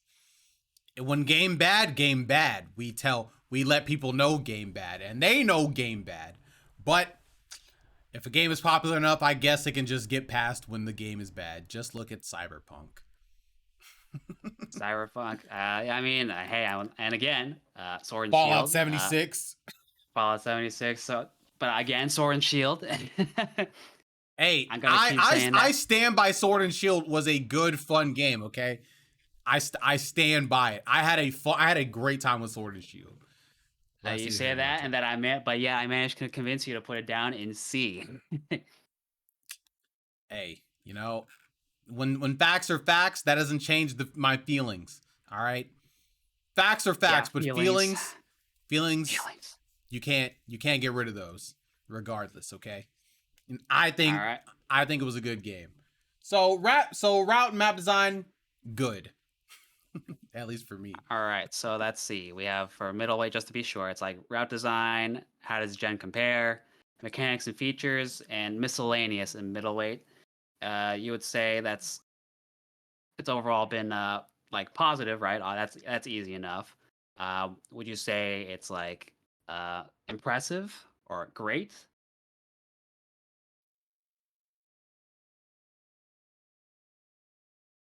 I would just say it's just just good overall. In terms of middleweight, it's not super duper blowing me away, but I'm happy with the result that they gave. Okay. All right, and now we're onto the highlights and arguably the most important feature, the Pokedex design. Let's see. Let's look at some of these Pokemon. Because I don't think I've actually seen all of them. I'm positive I haven't seen all of them. I'd have to look at the list with you, I think, but I'm gonna go ahead and say the past Paradox Pokemon are probably the best designed, and that's because they're older Pokemon. Because they're older Pokemon? Because they're based off older Pokemon, yes. Let's see. All right, here we go. Wait, what are you watching? Why is it like there you this? go. Hold on a second. It's being bad right now. Oh, okay, okay. I see why it's like this. Okay, hold on. Okay, having technical difficulties? A Pokedex for ants? Don't worry. It's fine. Okay, here we go. Here we go. He says, as the screen is... Okay, there we go. I was like, hey, the screen's still black, No. It just takes a second for you guys. It's instant for me. Okay, so we got the Sprigatito line. Obviously amazing. I love 1, 2, 3. They're great. Fuecoco, yeah, he's cute enough, I get. Whoa, I've never seen the second stage of Crocolore. I don't like him. I don't like the way he's looking. I don't know if the 3D models would really the 3D models, especially when they're not like in their animation cycle. I think they look really rough on Cerebi. I think you're better off like looking at the images that Bulbapedia uses. You think so, Bulbapedia? But I don't think they have them listed like this, right? No, but you can just, it's still easy enough to navigate from one Pokemon to the next one, right? Is it? Yeah, just like go to Sprigatito, and then like at the top of the page, there's a clip. You can click on the link. You see the image, and then there's there's Floragato right there at the top of the at the top. Oh, it actually uses their like whatever sprites. Well, some of them will use just use like Ken Sugimori artwork, but others will just use like the in-game party sprites. But I still think, but regardless, I think it looks a lot better than their motionless 3D models.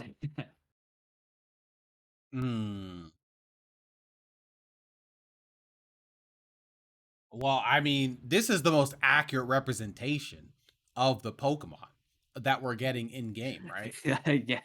So, I mean, I feel like I have to use the 3D models. So Crocolore, I actually don't think it's accurate, especially when they're not in their animation cycle. Well, they definitely don't look like these 2D sprites or these 2D or like these models. Okay, we're giving false hope. We're putting makeup on something that shouldn't have makeup on. All right, if you want to go that route. So Skeledridge, what? Skeledirge. He looks cool. I like him. I mess with him. He's tight. Quaxly, cool enough. Quaxel looks so normal. Real quick, of the three starter, like beginner starters, which do you think is the least popular? The least popular?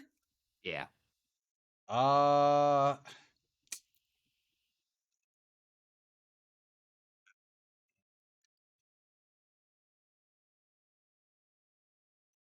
Which is the least popular?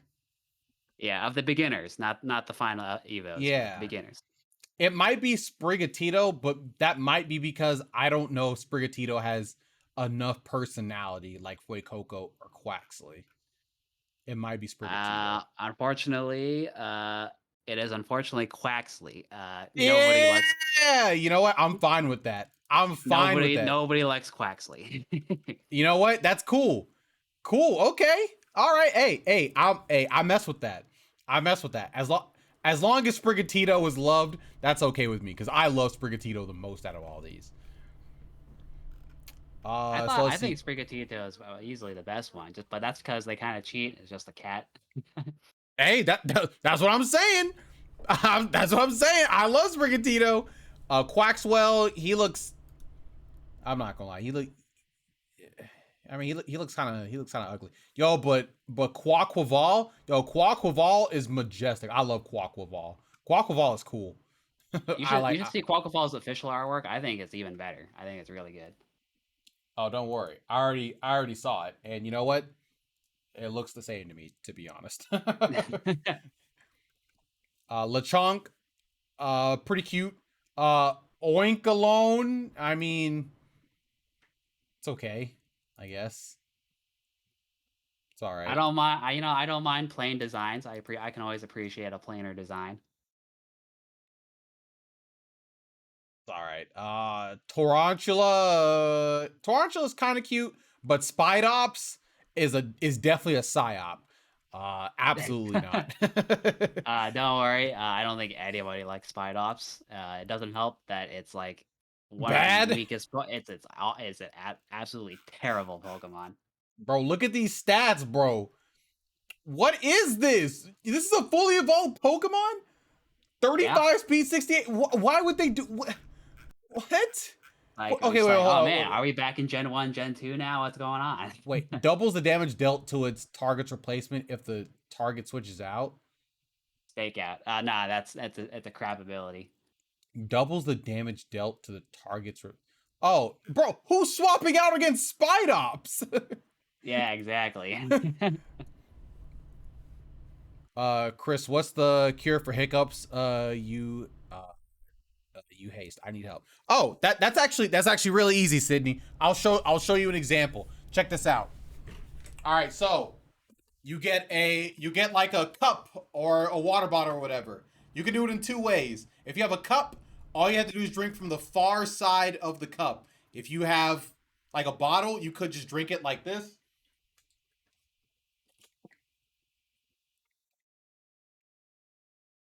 I guess I should explain it first because I can't talk. You drink it first and then and then lean over like this and then drink it.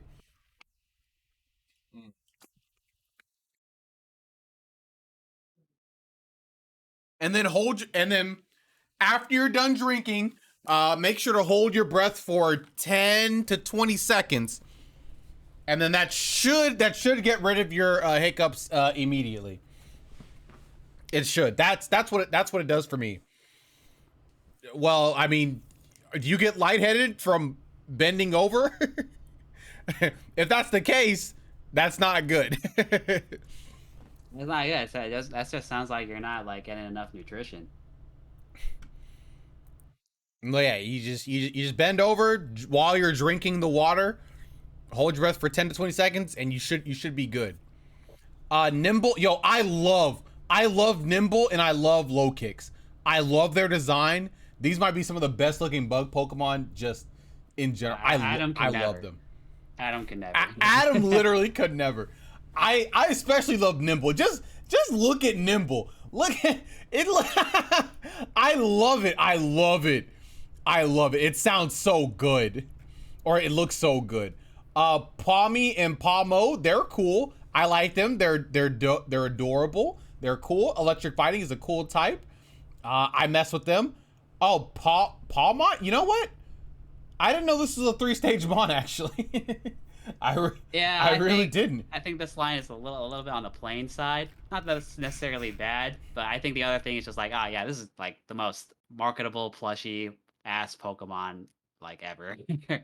This is just what Zeraora should have been. This is just what Zeraora literally typing it all should have been. But I like it. It's cool. I mess with it. Tandemaus and Maushold, they're adorable. They're cool. And Maushold family of 4, they're great. I mess with them 100%. I have no issues with them. They're adorable. Fido is adorable. Daxbun is not okay. I don't like Daxbun. Oh god, that 3D. Yeah, I think the 2D does Daxbun a lot better than that. I don't know, man. I don't know. I feel like there's a 2D picture already on there. That's a lot better, I think.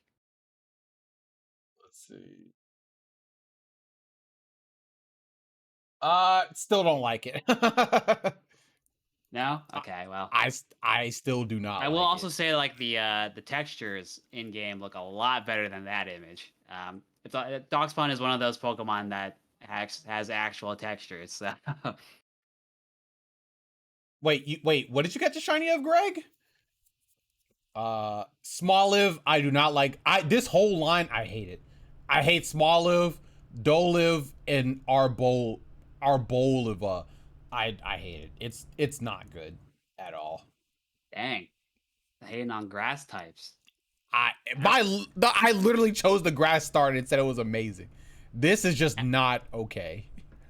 Well, why is that? It's just like, is it too It's alien? ugly. Look at it. Look at this thing. Look. Okay, first of all, look at its eyes. It has like the black ring around it. It has an olive on its head, but it's like also circular. So it's like a circle on a circle on something that looks like a little. It looks like a little thing that should be in like the Nightmare Before Christmas. Doliv Same black eye problem. Oh, I didn't realize they had 2 feet. You know, it's a little cuter, I guess, now, but those black eyes are just not doing it for me. I'm gonna keep it a stack. And this thing is just, oh god, it's just bad.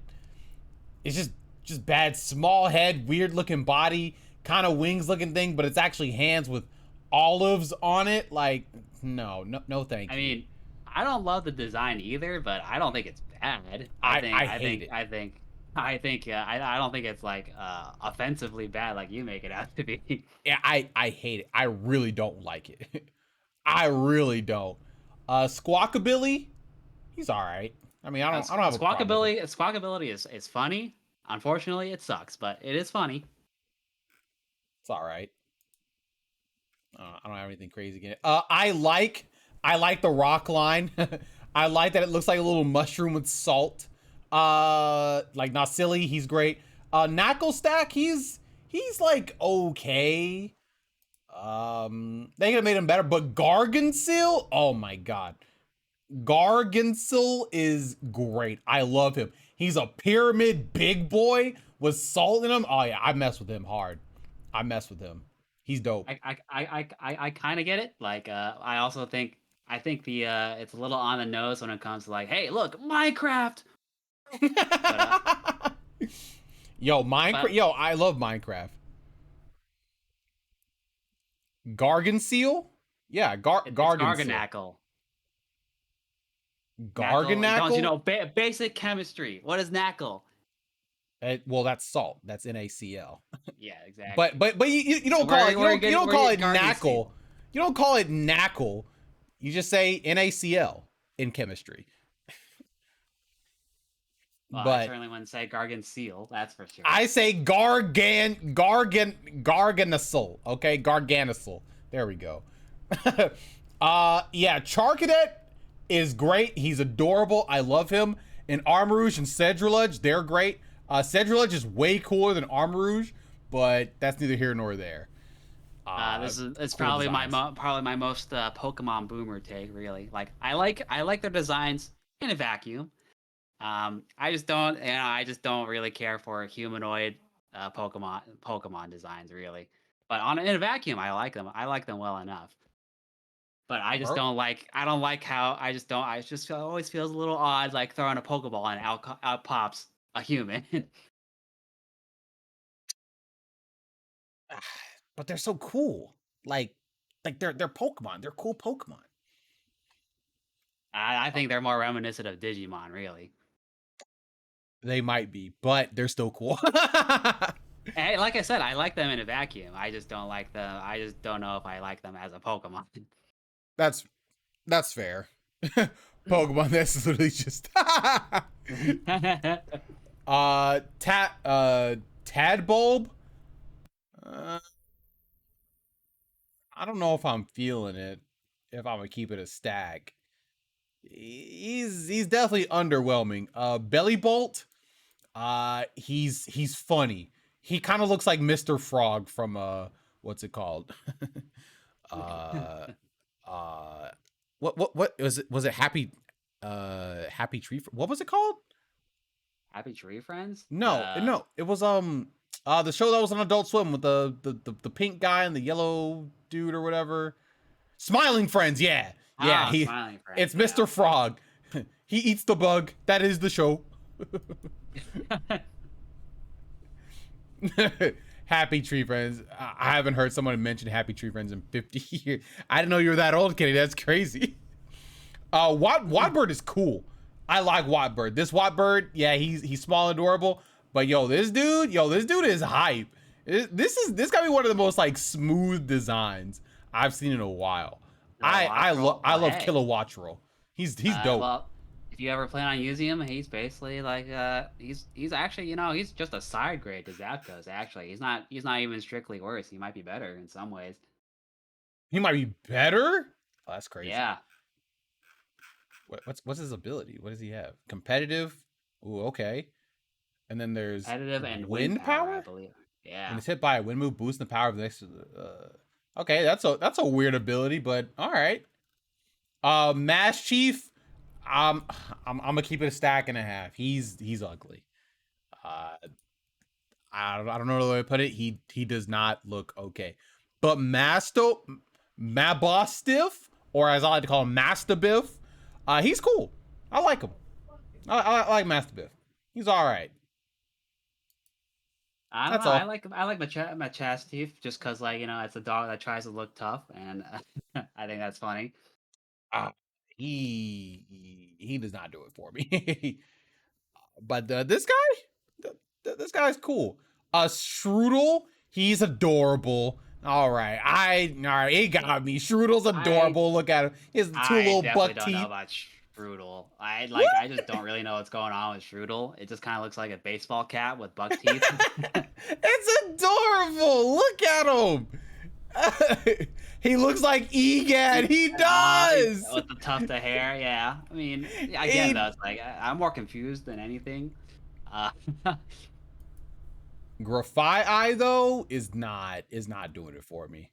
I'm Really? not. I'm not the biggest Grafai fan. Like he's like okay at best.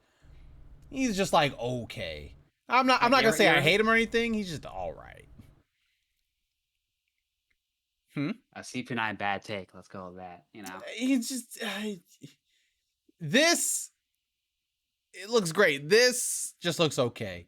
Bramblin, I don't think as a Pokemon design it's good, but I love it because it's literally just a tumbleweed with seeds for eyes. And you know what? I think I can get behind that. It's so funny.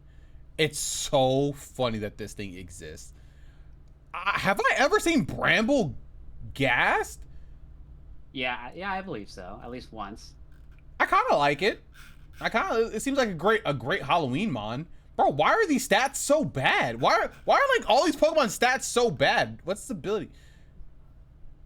The balance is all over the place with this game. It's part of the reason why I do not care for singles this generation. It's just all over the place. Like Toad School or I mean it's literally just Tentacle and Tentacruel. So I mean like they're I cool. really wish you caught that Toadstool because it has the funniest walking animation ever. I did have a Toadstool and I evolved it into Toadstool. Oh, you did? Oh man. Yeah. Well, I don't remember if you commented about the walking animation, but it's really funny. I probably didn't. They were fine. Cloth. Yeah, he's cool. I like him for the most part. He's cool. I think mechanically Cloth is more really just like a discount Onyx. Really bad stats. Kind of sort of threatening in the very, very early game as a first boss. But outside of that, it's pretty garbo. Yeah, I mean, I agree. You know, his design is fine enough. It's all right. Yeah. Yeah. Capsakid. All right, Capsakid gets a pass.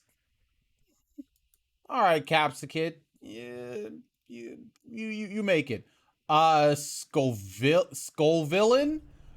He's about the same as Capsakid. Like, he looks kind of ugly, but it kind of works for him though. I think the thing that holds it back for me is the pants. I mean, it kind of works. What do you mean? Wait, Dan, what are you talking about? You love ugly things. Bro, what do you mean he's ugly? This should be right up your alley. What are you talking about, dog? What's going on? Are you sure you're not mistaking him for like Andrew? Because Andrew's got no, Dan loves ugly things. Okay? He loves ugly things. I'm pretty sure we talked about ugly things. I'm like, bro, he's so ugly. He was like, but he's great. Bro, he's ugly for me. So even Dan has a limit. Even Dan has a limit. Relor. I was kind of disappointed after that. I think it was a Wolf tweet with like Relor and Rabska, because I did not realize they had that cursed ass Muppet face.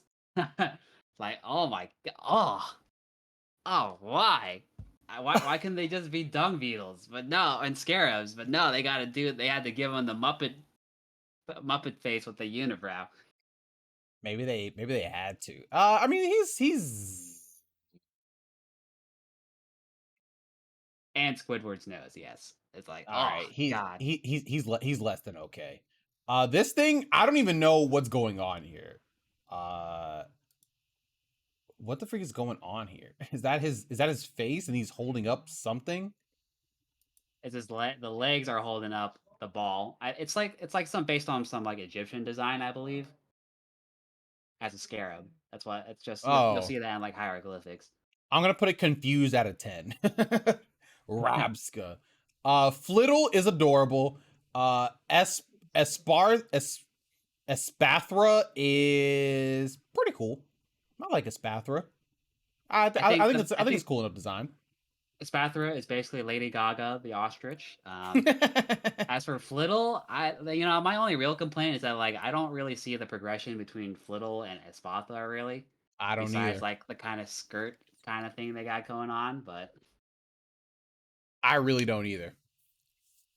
Tinkatink. I'm not gonna lie, Tinkatink looks kind of sad. I don't think I'm a really big fan of Tinkatink. I do not like Tinkatink. I do Yo, not like Tinka Tough though. Tinka Tough is tough. I mess with Tinka Tough, and also Tinkaton. I love Tinka Tough and Tinkaton. Tinkatink is not doing it for me. I think Tinkaton is a fun design, but I also think it is extremely overrated. But that's neither here nor there. Also, it's fast. It's so fast. 105. That's actually really fast.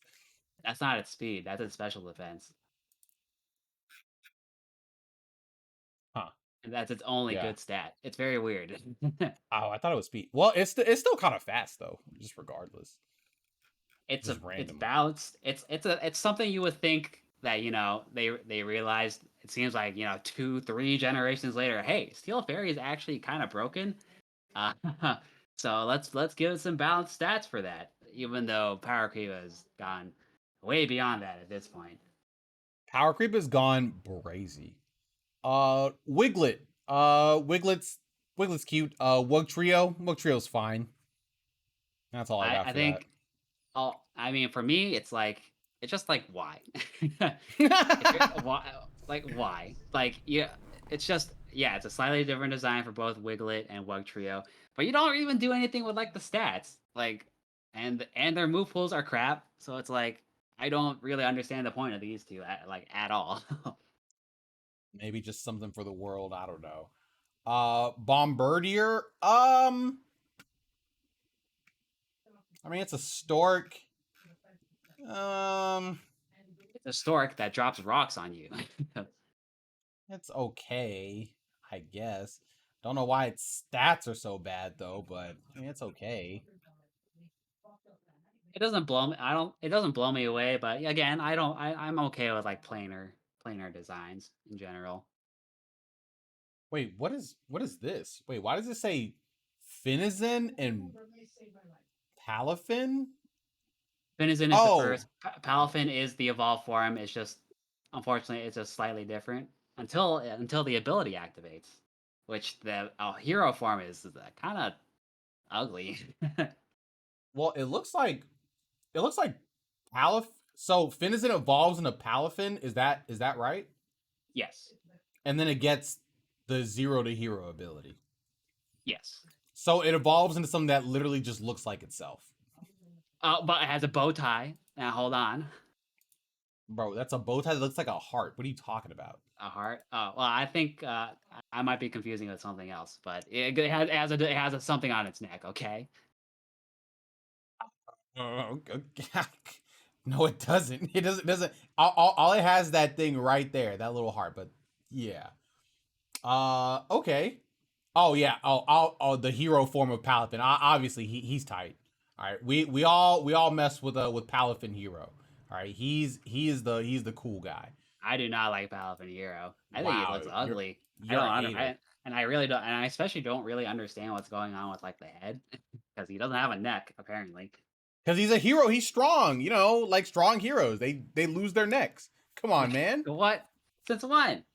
What do you mean since when? Have you ever seen a Dragon Ball character? You see how their necks are just slowly dissipating every single time they show them? No, they get thicker, but they don't disappear. I mean, their necks are about to be the size of their shoulder blades, dog. They're going away.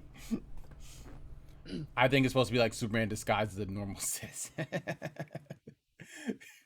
Yeah, we got Varum. Varum is cool enough. Reverum looks kind of ugly. I'm not gonna lie. Reverum looks kind of ugly, but he's fine enough. The evolution makes sense. Cyclozar, he's cool. I love Cyclozar. I think his design is really cool. I mess with him.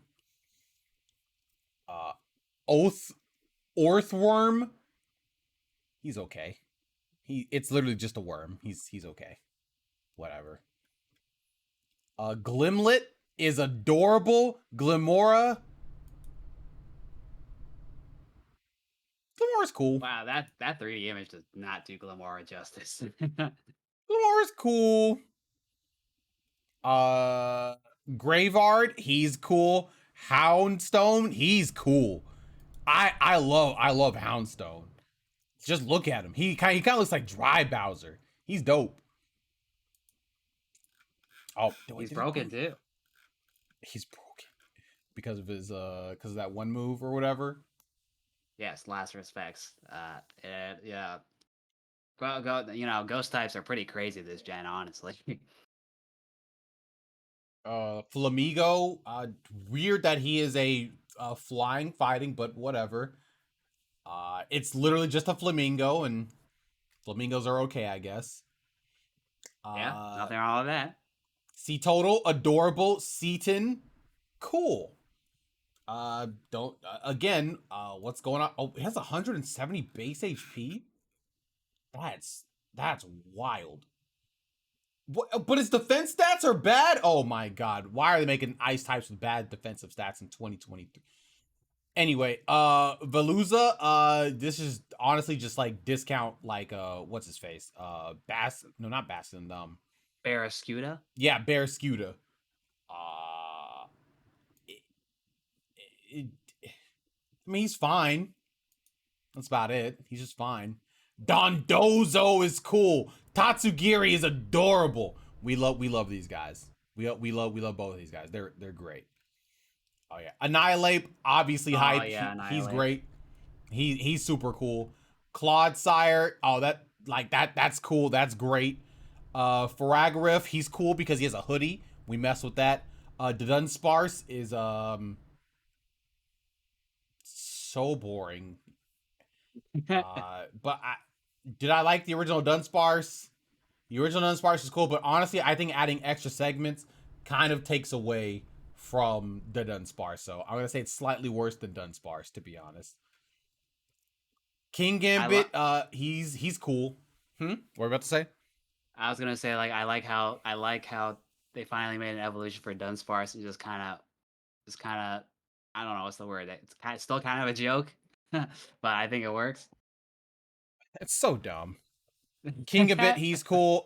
Great Tusk, he's cool. Screamtail.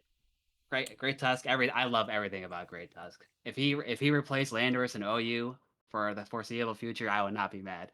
Yeah, Great Tusk is cool. Yeah. We mess with him. Pretty good stats. Yeah, we mess with him. Screamtail is just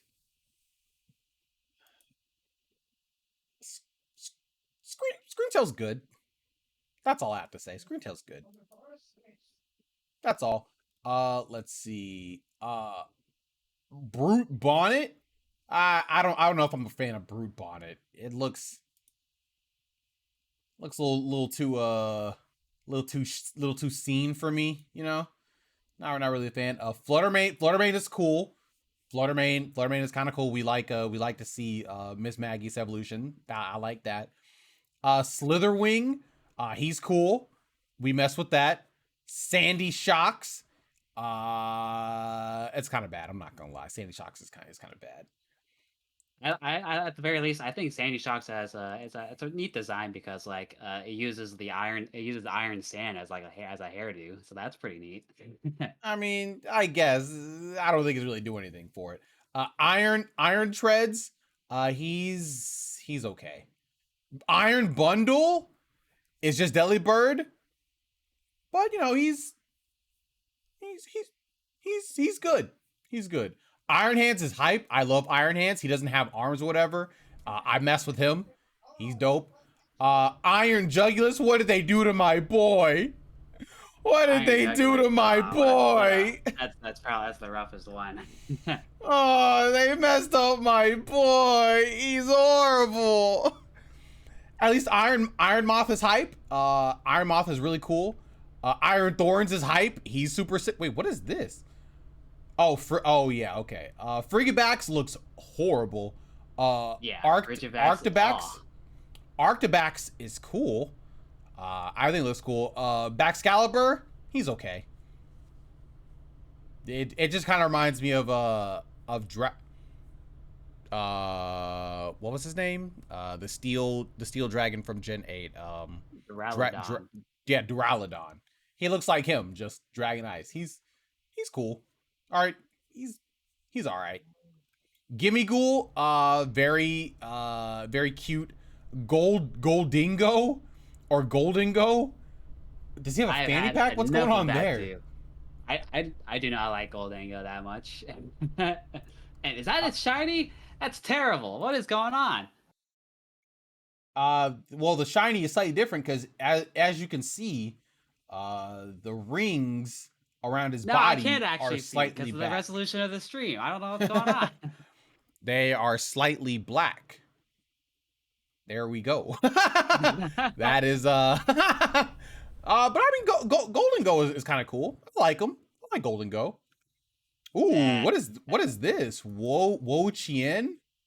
Oh yeah, these are the legendaries that you eventually unlock. You were basically starting them.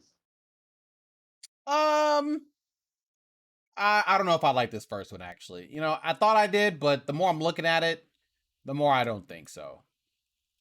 Yo, Chien Pao. Oh, he's hype. He's hype. This thing is so cool. Look at this thing. This thing looks like, oh, what's the name of that ice monster in Monster Hunter? Oh, I can't remember the name of it. It's like an ice saber-tooth tiger. It's hype. This thing is cool. I mess with that. The only complaint I have has nothing to do with the design or the Pokemon itself. It's just that this is I mentioned before. It's Mega Weavile. You know what? We take that. We take Mega Weavile. It took like Weavile's in this gen, but Chien-Pao just completely stomps on its niche and just completely booted it down. I want to say all the way to RU, I think. It's pretty crazy. They did Weavile very dirty with this Pokemon.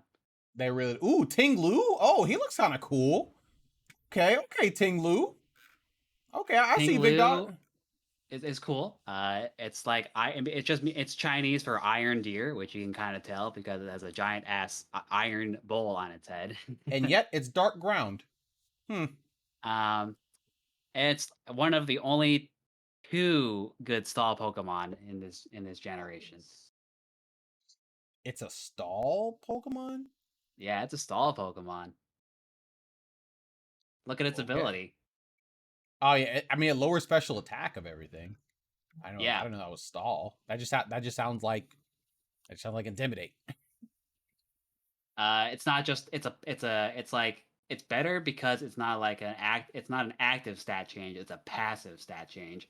So it can't activate like competitive or defiant. Oh. Okay, that is pretty good. Oh, Chi-Yu? Chi-Yu is just a goldfish. Oh, with yin yang symbols for eye? Okay. All right, I see what they were doing with that. Okay. All right, that's pretty cool. I like it.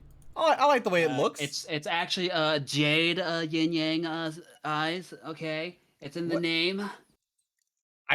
Did I not say yin yang? Did I not say yin yang eye? What's going on? It has to. But specifically, it's made out of jade.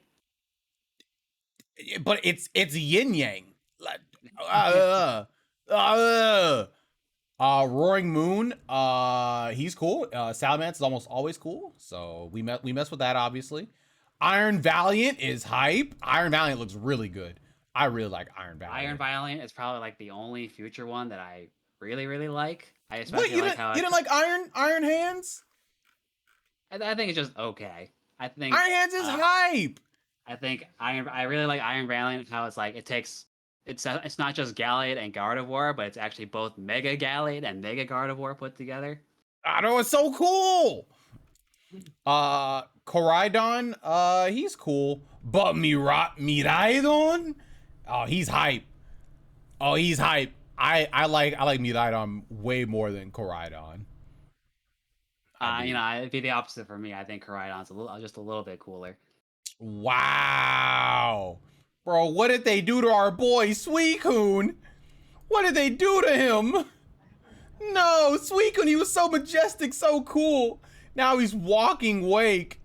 Iron Leaves? Yeah, Iron Leaves is okay. Iron Leaves is a very underwhelming, at least as far as the absolute newest Pokemon goes. It's pretty underwhelming. He's okay. I don't have anything crazy about that. He's just all right.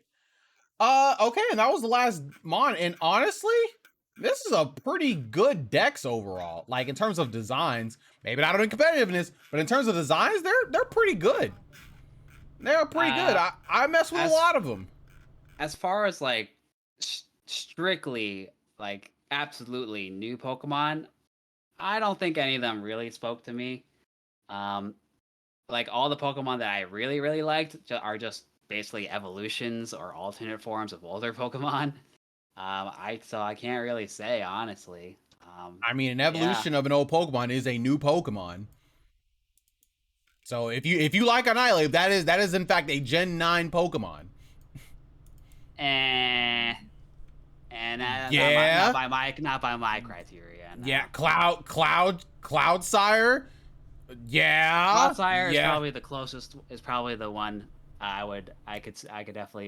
you could argue is more of a strictly new King Pokemon. Gambit. Like, bro, you just really out here like that. Not King Gambit. Wow. But you gotta do some. I will say, Donphan, both great Tusk, Iron Treads, they're eating good. Donphan as a whole, eating good. Okay, wait. Adam wants me to look at the shinies for Armarouge and Cedrillage. Let's see. They have. I think it's just the color. I think the colors of their eyes just change, right? Yeah. Okay. Could potentially be. Bro, it's even worse on Cedrillage. Wait, what changed on Cedrillage? It's eyes. It's eyes. Like if you look at the flame come out of this, like the one on the left side, it's like white, but on the other side, it's yellow. Yeah, I can't see it with the resolution. Man, this combined with the lack of shiny effect, what were they thinking? Do they not want people to find shinies? Yeah, they do. Yeah, these might be some of the worst shinies. But first, think about how cool their shinies could potentially be. I don't know why Pokemon Company won't just make cool shinies anymore. I just don't know. I just don't understand. Why don't they want cool shinies? Not every shiny color can be a winner, right? But at the very least, it should be distinct. That's what I think. I'm not saying that they all have to be cool. But yes, I am saying that they should all be distinct. All of them. There should never be a Pokemon where its fur is just a slight tint darker. It should be noticeably darker, noticeably lighter, or a completely different color. Hey, they can even do stuff with patterns. Who knows? But they just chose not to. Yes, this might be the worst gen for shinies. It probably is. Shroodles was actually pretty significant, right? It's like purple. Yeah, purple eyes. Yeah, there you go. Look at that. Yeah. Are you guys saying Garchomp is hard to tell a shiny? Yeah, it is. Pokemon said F you to the colorblind. True. They hate colorblind people. So yeah. Yeah, you know what? This Dex overall in terms of designs, pretty good. Pretty good. Good job, Pokemon Company, for coming up with good Pokemon. Now where would you put that among like all 9 gens though? You know? All 9 gens. Let's see. We'll start with how about just like, you know, the directly compared to Sword and Shield, right? Because I'd say that's when they started bringing in different talent and philosophy to their Pokedex. I definitely think it's better than Gen 8. But to make sure, let me just do a quick scan. I think Gen 8 is hard carried by Corviknight. Let's see. Okay, that's a whole lot of not Gen 8 Pokemon. Let's see. Generation 8 Pokemon. All right, let's see. Okay. All right. I see them. Wait, Barraskewda was a Gen 8 mon? Okay. Was it? Barraskewda was Gen 8? I don't know why I thought it was Gen 7. I don't know why you thought that either. Yeah, absolutely. I think Gen 9 does better overall than Gen 8. Yeah, I do. Looking through all of them, yeah, I think I mess with them more. Just overall. All right, well then, okay, are you able to, place it among the other generations? Let's see. Am I putting it above Generation 5? Absolutely. Am I putting it above Gen 2? I think so. Am I putting it above Gen 3?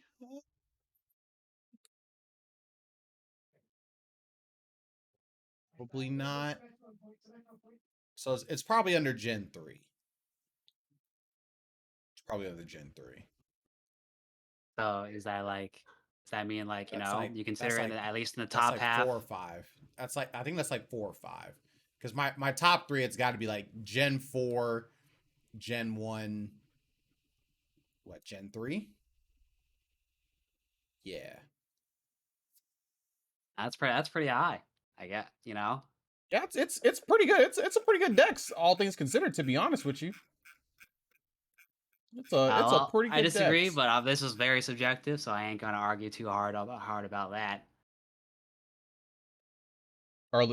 Some cool EOS earlier out mons are pretty underwhelming. Yo, what's good, Rakai? It's probably right in the middle. Yeah, that's pretty much where I have it in my list. It's pretty close to the middle. Okay, all right, cool. So Dex is cool. So then we have. How would the gen do in a vacuum? / would this gen be acceptable if released today? That's what it says on my end. Well, I mean, obviously it was released today, and it's doing amazing. It's doing bonko crazy numbers. So, well, yeah. I gotta bring the title comparison, right? It's just like for a Pokemon game. I will say, obviously, I think it's basically kind of what Gen 8 was promised to be. Gen 8 is just a glorified Sun and Moon game as far as like engine and capability wise, as far as I'm concerned. So Scarlet and Violet is their actual attempt at a 3D game. Mm-hmm. And I think it's just okay. It's definitely like as Game Freak likes to pretend to be, they like to pretend to be a small studio. It seems like a pretty good effort for a small studio. But again, this is Pokemon Company. We're talking about a $1 billion company. They should have more money and more time in these games. And since I like to take that into account, I think it's a little underwhelming. Not insultingly bad like Sword and Shield was, but there's a lot left to be desired. Especially since you have past examples of open world games, such as Breath of the Wild, on the same console. I mean, it still did really good, regardless, right? That doesn't mean anything. I mean, because would this gen be acceptable if released today, right? And well, obviously it's being accepted. It's being accepted today, and people really like this game, right? Just because people buy the game doesn't mean it's necessarily a good game. But people are actively praising the game, right? Like we're just not gonna ignore all the people who love this game, right? Who say, "Wow, this is some of the best Pokemon games." I'm gonna say even got Greg in the game. You want them to have better taste? Yeah, that's what I'm saying. I'm telling them right now with absolute certainty they need to get better taste. I mean, you can say that, and that's fine. But people literally right now saying they love this game. This is one of their favorite Pokemon games. It is a great game just for Pokemon. I would say the overwhelming love of this game. I say the overwhelming love for this game shows that it is absolutely acceptable today. Like overwhelming. Doesn't it have the lowest Metacritic score for a mainline Pokemon game? I believe so. I believe that is true. Fortunately for us, we all usually tend to say like Metacritic isn't right all the time, because I've seen so much love for this game. Unfortunately, I did not see all this love for Gen 8. Hey, I mean, it's because with Gen 8, they kind of dug their own grave with that one, right? That is true, but I guess what I'm saying with that is like people love stuff that they love if they think it's good, but people also realize when stuff is bad. Like people called out Gen 8. I saw a lot of call outs of Gen 8. I did see some calls for Gen 9 in the beginning, but that quickly turned as people started playing this more. that quickly turned.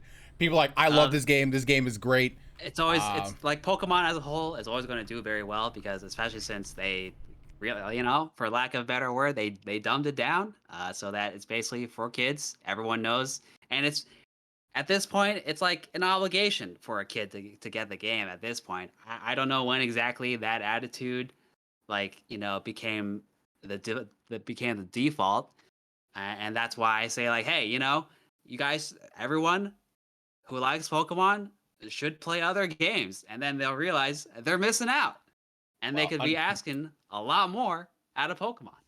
Well, unfortunately, if they're trying to just target more towards kids or whatever, that'll probably never happen because kids love these games. They will absolutely not see all the issues that we are seeing in such a critical way, unless it was like just abhorrently bad. They will just like the game because it's Pokemon and it's cool and it's open world and they can go and move anywhere and all that other stuff. And also, adults do love this game still. Like I'm in like a Pokemon group or whatever, and they love it. They eat this game up. They love this game. They love it I say so to them, much. Get better taste as usual. hey, you can say get better taste, but that is not denying that this game is 100% accepted today. People love this game. Tisk. People have some very low standards, and yet it is a standard that they love. It is a standard that they love nonetheless. Hey man, like I said, just because you can't obviously this is part of me being a hipster, right? But the other part is just like numbers don't tell the whole story. Like I can give you an example with Mega Man Battle Network. Everyone loved Mega Man Battle Network 3. Everyone says, and everyone at this point agrees that's the best one in the series. But since that game was so good, and it generated a lot of hype for Mega Man Battle Network 4, which ended up being the best-selling one in the entire series by a good margin, and yet that is definitely the worst one. And everyone also agrees after 20 years, yeah, Mega Man Battle Network 4 is the worst one. So, I mean, sure. I mean, all that can be true. All I know is when I literally talk to people about this game, they say they love this game. I don't generally see hate or anything for this game. Usually it's like, wow, this game is kind of buggy. But when people are talking about this game, they're talking about it in a positive light. So that tells me that it is acceptable. Regardless if this game is good or bad, people talk about it positively and it is doing well. So that means it is accepted. I think that just has to be true regardless of how you think people should feel about it. Yeah, I mean, obviously, sales numbers, that's all that Game Freak really cares about. Sure. Or Pokemon Company really cares about. So obviously, by their metric, it's acceptable.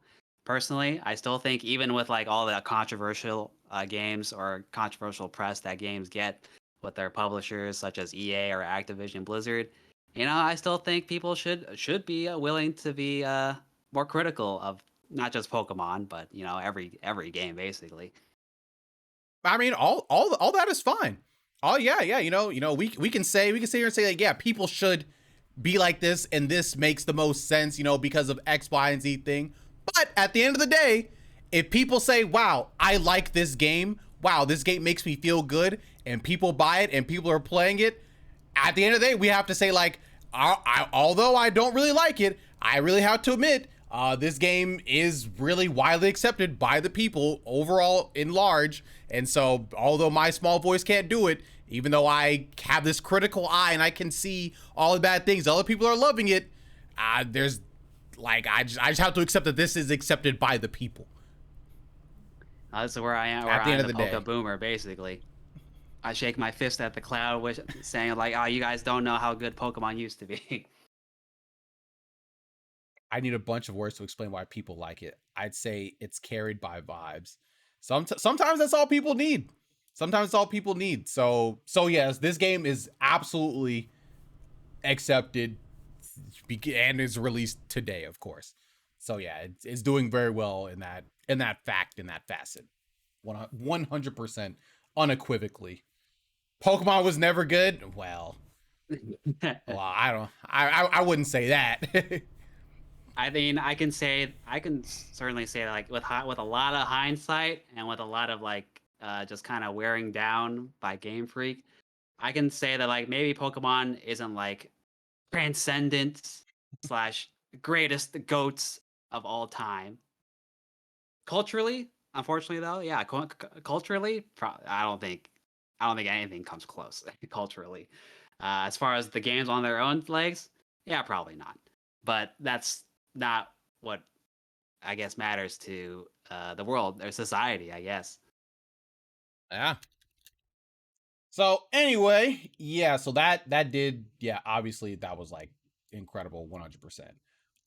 Impact on the series. Honestly,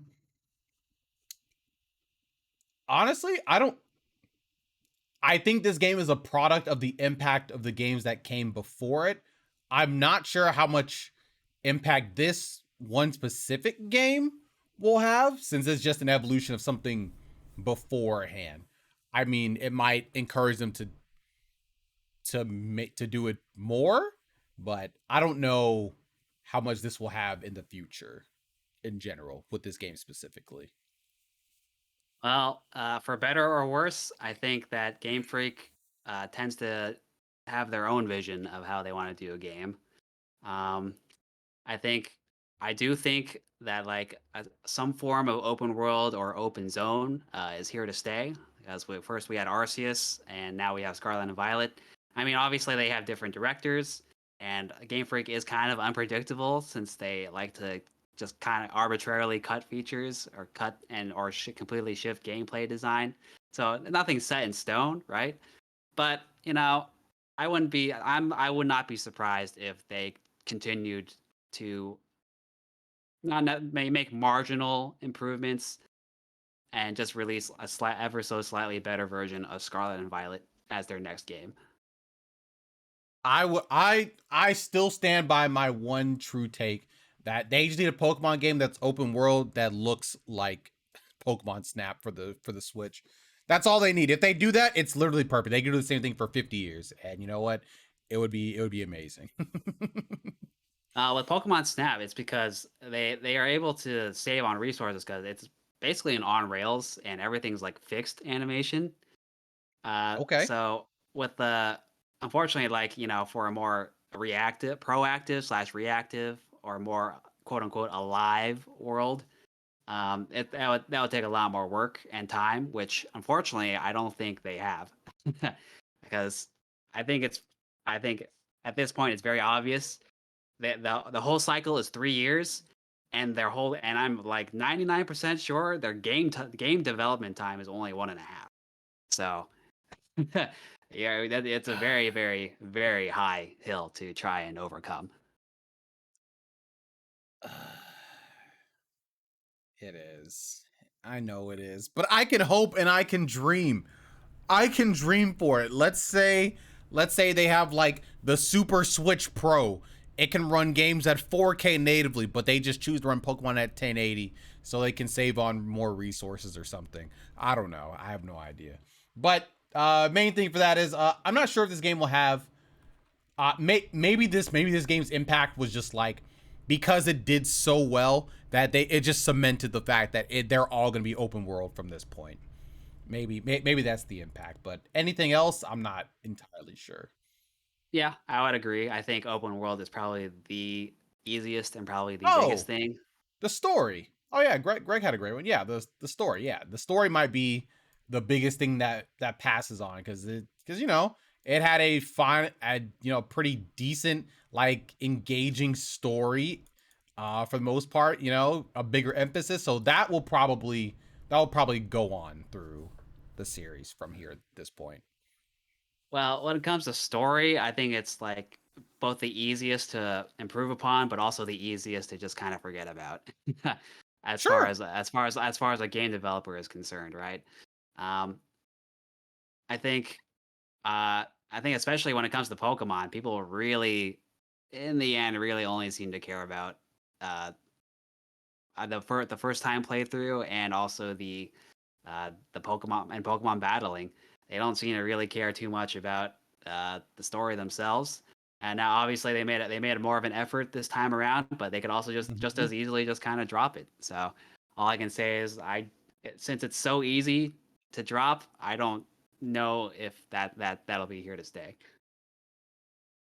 It might. Who knows? We'll see. But if you know, I would expect that this will be something that they move along through the other games. That's just my thoughts though. But I don't know. All right, but I think that is the last. Cool. That is the last one. So let's see. Overall, everything was everything. I mean, the one that probably got the most points might have been Highway, because the designs were great.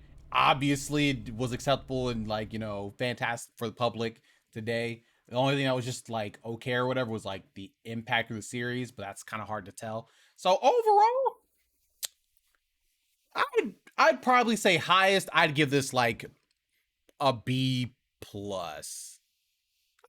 I'm I'd say kind of like a B surprised. plus. I thought you're usually much more optimistic slash kinder to Pokemon games than I thought even your quick take would have been an A, because that's what you gave Arceus, and I think Arceus had more apparent flaws in some ways. Um, I can definitely see this game's flaws. The I mean, one of the major things is just the performance is just so bad.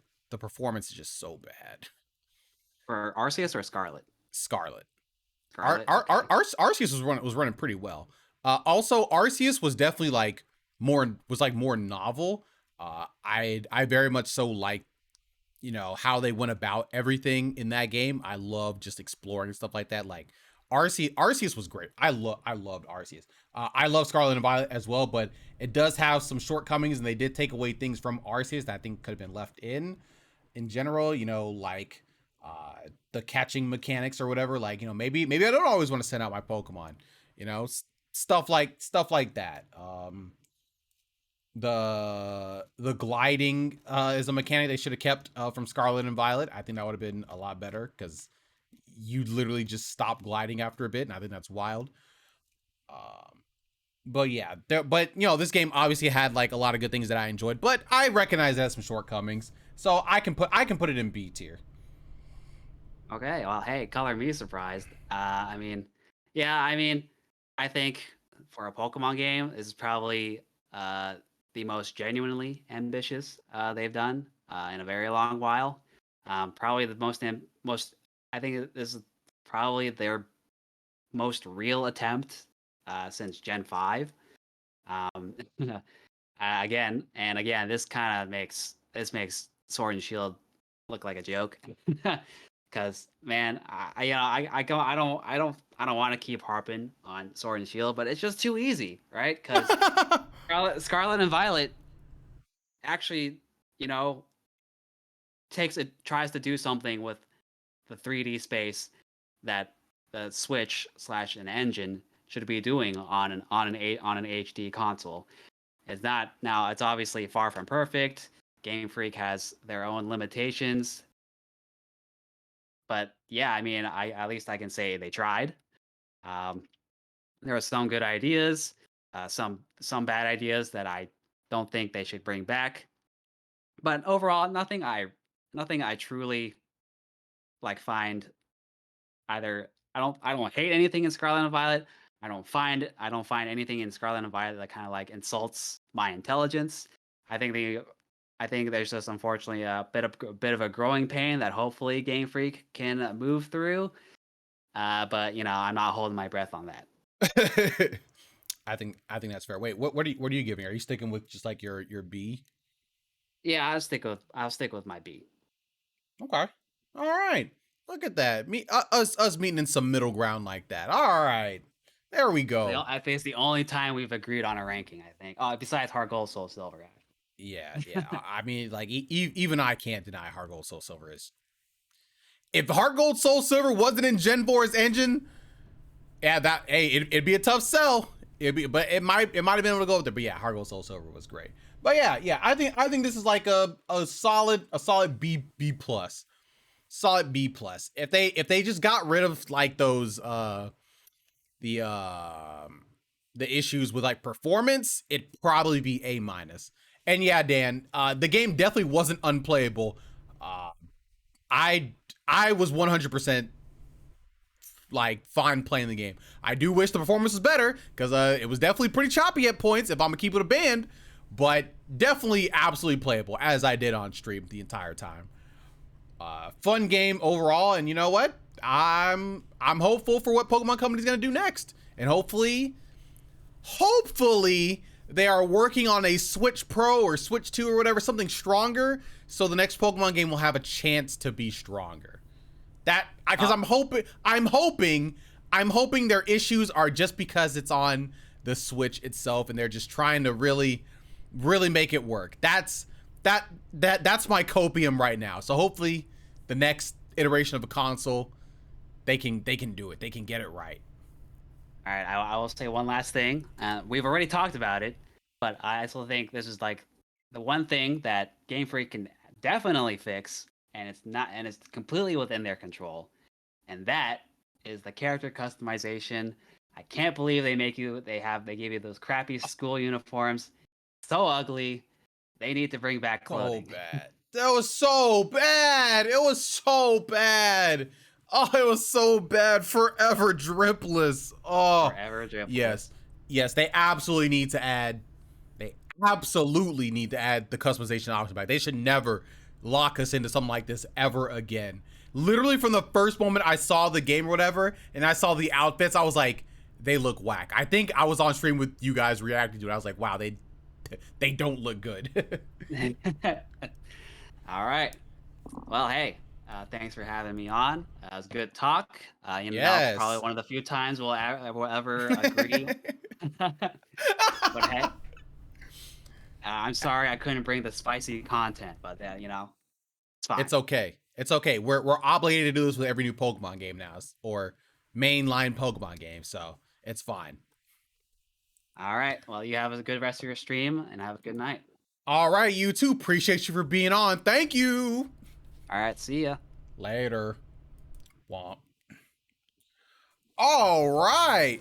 We're back. Okay. Gonna go to the restroom, be right back, and then I'll just finish off by just playing some Celeste for a bit. And I have some interesting questions of the day that I think are pretty funny, but we'll see. All right, be right back.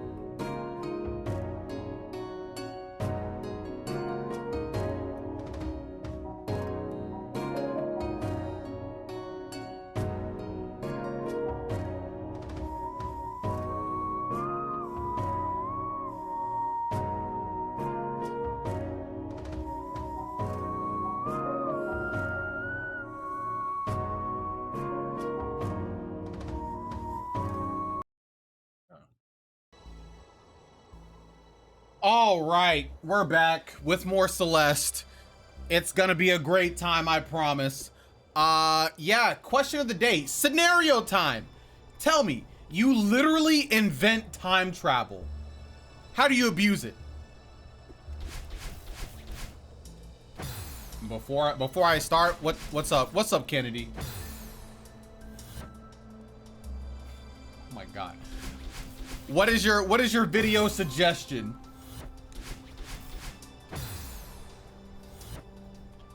Let's freeze this.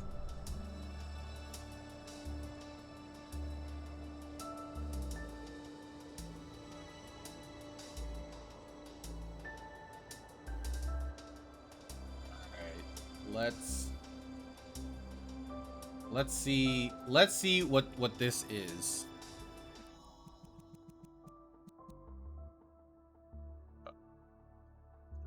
We're gonna go to reaction here. Click over here. This.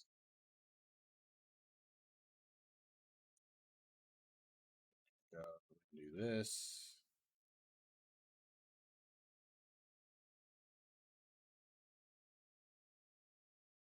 There we go. This is honestly one of the funniest videos to come out in the past few years, in my opinion. Kennedy, if I don't laugh one time, you know what? You don't have to do to you, right, Kennedy? I'm gonna have to get Howard to ban you.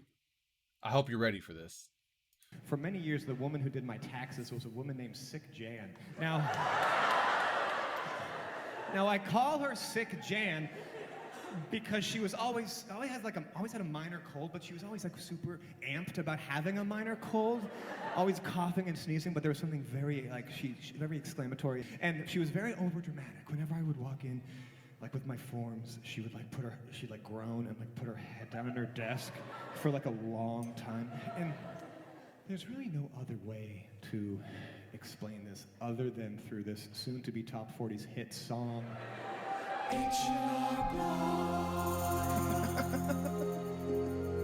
Okay. When I first met Jan, I thought she was a regular desert woman, gray buzz cut, enough turquoise to get into Stevie Nicks' house. What I didn't know was I wasn't ready, an absolute Kennedy. nihilist who was willing to risk it all for me. She looks at my forms, puts her head on her desk for an unreal amount of time. Literally anyone else. There's several other tax preparers. This is too much. It's okay. It's okay. Ron has the best Yelp reviews of anyone here, but between you and me, he's a bit of a priss. Not really between you and me, because Ron's 6 inches away and you're screaming in an otherwise silent office. It's not looking Okay. good, Christopher. Do you work from home? Yes. Is the sole purpose of that room for your office? No, we eat there What too. I'll do for you, I'm gonna claim a home office. Okay, great. What we're doing here today, we could both go to jail for a long time. Wait, what? To claim a home office, if it means we'll both go to jail. Christopher, I'll do it for you. I'm happy to do this. If the IRS come in though and they see you doing anything but work, we will both go to prison. We don't have to claim a home office if it means we'll both go to jail for a long time. How many Jason Statham movies are you watching? Sick J. Every single year I'd go back to H&R Block and I'd demand to work with Sick Jen, and she was always available because I don't think anyone wanted to work with her because she Okay. was obsessed with the idea of going to jail. Or maybe no one wanted to deal with her celebratory sneezes and coughs. Each cough was a celebration and each sneeze was a gunshot. The next year I go back to that H&R Block. I walk in with my forms held high. Sick Jan puts her head on her desk for an amount of time that would make me uncomfortable if I weren't used to her strange bullshit. Okay, here we go again. You want to do the home office? I mean, not if it's an issue. No, it's not an issue. It's not an issue. I just want you to know, Christopher, if the IRS come to your house and see that you have more than one use for your home office, then you and I will lose our freedom. Right, then let's not do You that. and I will be caked in subpoenas. We're going to the big house. Uncle Sam's naughty bar. I'll do it though. I'll do it for you. What? We don't have to claim a home office. I don't mind. I just want you to know that you and I are both booking tickets to Whitey Who is this guy? What is going on? The IRS is gonna small ass up with the shish kebab that I'm also on and take us both to the People's Pound. When they drive your Corolla that they reclaim through your house and see you not working in your office, just staring out. I like the fact that he's literally just like in front of like an actual H&R block.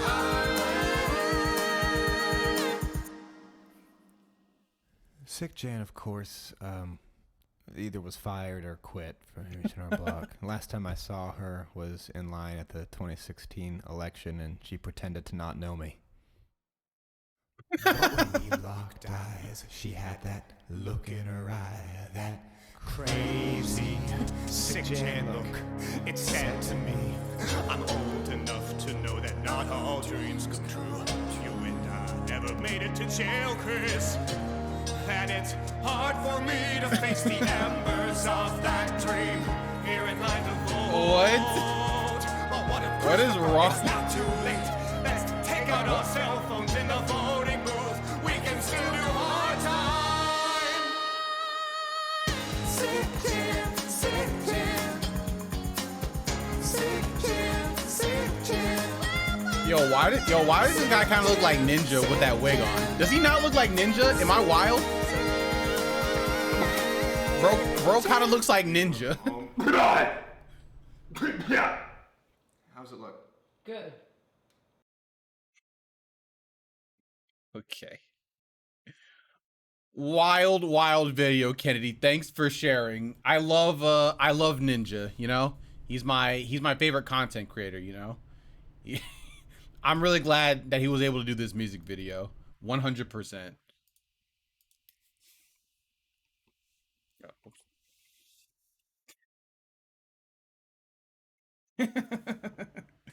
You literally don't know how many times I've watched this. Oh my god. You know what? Hold on a second. Hold up. Wait a minute. Let me put some loot in it. I have a video that I'm going to make all of you watch right now. And even if you've seen it, I'm still going to make us all watch it again. It literally doesn't even matter. Where is it?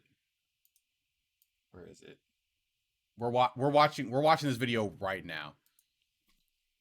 Let's see. Let's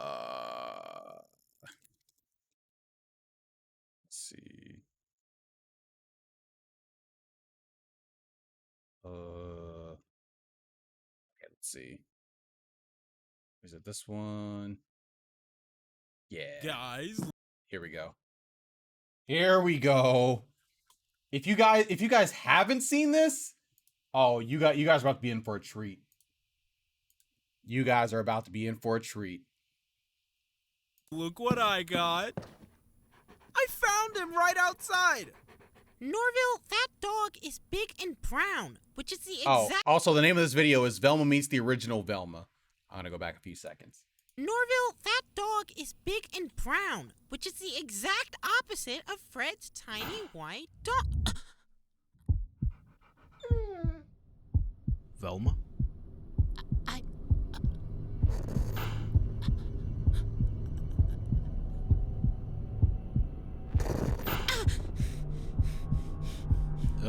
Is something wrong? Yeah, you don't look too good. I need some air!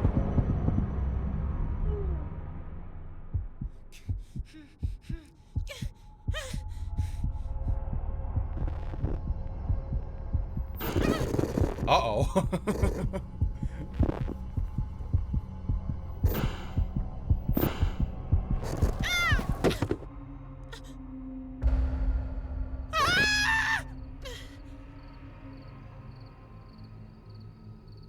I didn't think it happened so soon.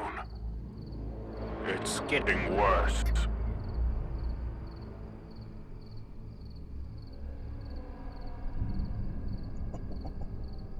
Oh no. Oh no.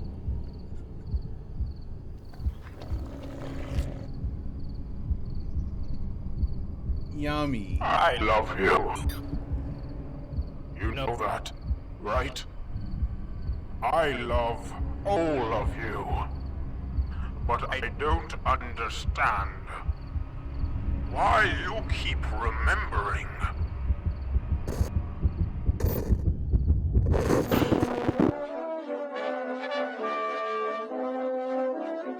We'd go solving mysteries together.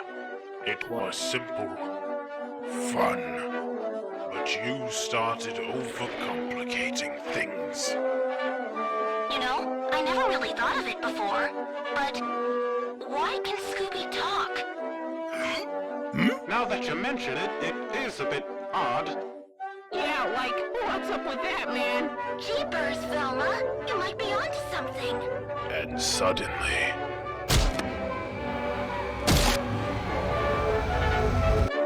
the fun was over. So I took what remained, and I rebuilt you. I rebuilt the world. And we were back to our classic adventures. But you started to remember. Again, and again, and again.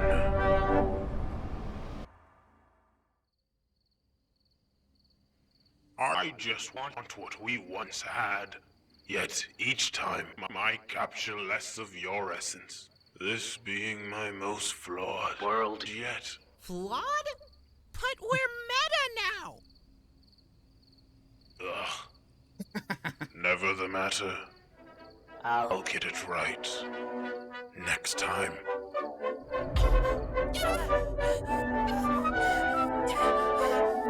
Please don't run. I don't like to chase. Oh God. It's so good. It's such a good video. Like, oh my, I love that video so much. I've seen that video like at minimum 10 times. It's so good. It's like the perfect short horror story. It's like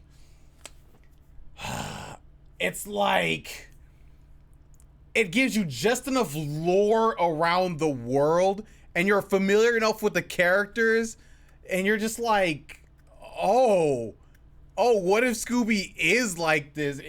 It's like super creepy. Everything around it is like perfect. Scooby, he no longer has his regular round eyes. He's like beady black. Oh my God, it's so good. It's so good. I love that. They did that perfectly. Yes. Shout outs to that short storytelling. Very, very great storytelling. Very, very great storytelling. 10 out of 10. I wish more things like were like that deep, at least short story wise. I feel like I have a hard time finding like short story horror kind of things like that. I feel like they don't exist as much as I would want them to. But yeah, it was great. And you know what? If you guys have nightmares, make sure to let me know in the comments below. Oh yeah, my scenario of the day. You literally invent time travel. How do you abuse it? What are you doing?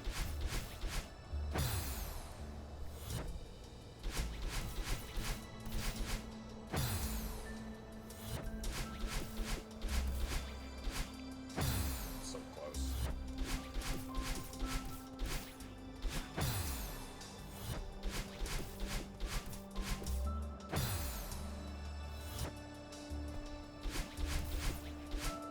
I keep it to myself to become the best historian of all time. Oh, Candy, that's actually perfect for you. That's literally perfect from you.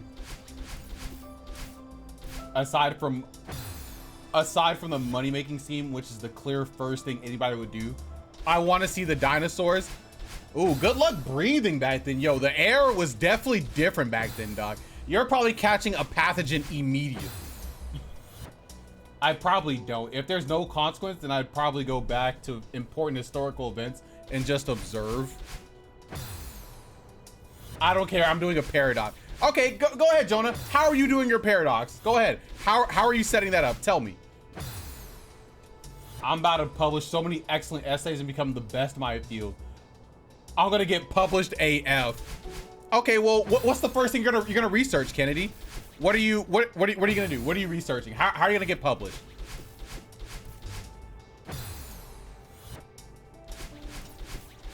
Become the best stock trader of all time?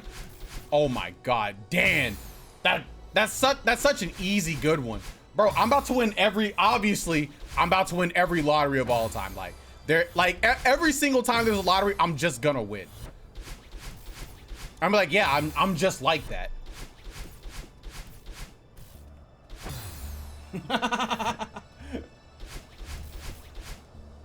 Oh, I know what I want to see first. I want to sit in the Tower of London throughout the summer of 1485. Why that specific time, Kennedy?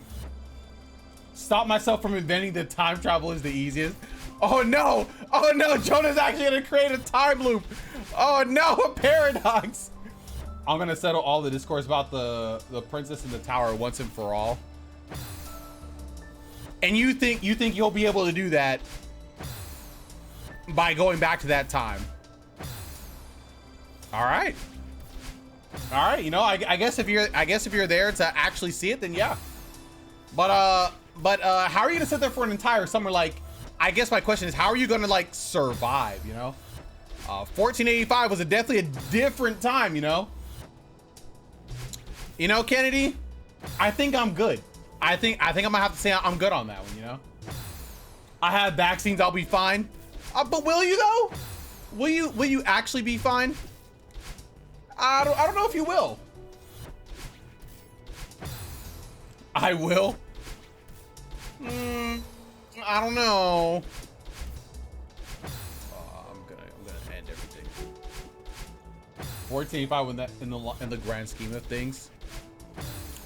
You know, you say in the grand scheme of things, but I can guarantee you that like 600 years ago or whatever is a long time for us. Learn an old game with a current perspective, then go back to its peak and compete with a literal undiscovered knowledge. Bro, oh my God, Dan.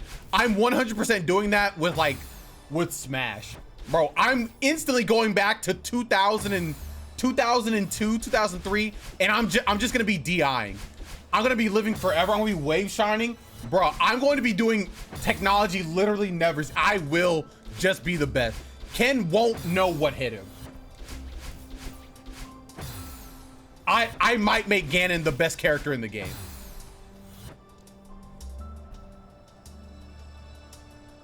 Don't let all the stereotypes fool you. The Middle Ages weren't as dirty and disease-ridden as you're probably thinking. I'm not even talking as like a dirty and disease-ridden. I'm talking there was literally no air conditioning. I mean, I guess you bring back sunblock if you want. Well, if it's like France, probably dreary. Second, I don't know how you're just gonna be in the tower. You know, it's not like, you know, you can just stay in there with no food or whatever. You gotta go get bad food, probably. It's also gonna be very boring. You're not gonna have anything. It's a Tower of London. It's in English. Is the Tower of London in England? I guess it makes sense. Also, despite his name, the Tower of London was basically a royal hotel at the time. And tell me, Kennedy, how are you, that's not royalty, going to be able to get in to this royal tower? How is that? How are you gonna be able to do that one? I go back to 6:59 tonight and tell you I know what your question is. That's pretty good. That's pretty good, Adam. I like that one.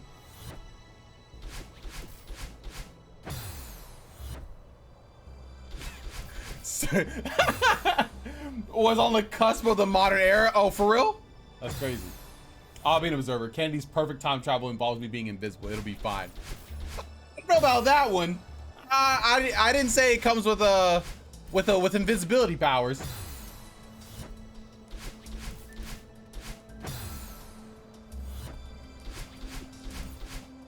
Is it the modern era? And you're saying 1485 was literally the cusp. I just don't believe you.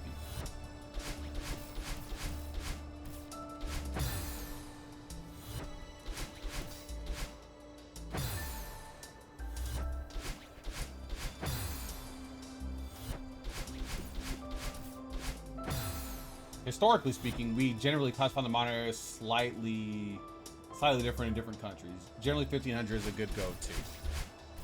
Bro, I'm sitting here thinking like modern era isn't even until like the 1800s.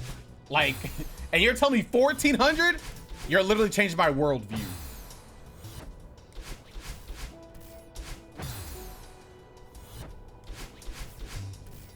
Oh my God, okay.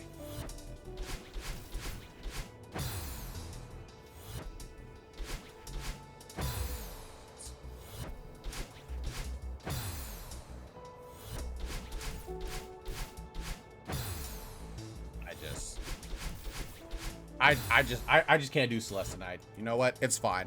It's already time for me to end stream anyway. You know what? It's fine. It's fine. I'm gonna just tilt out of my world some other place. And you know what? It's fine. Oh God.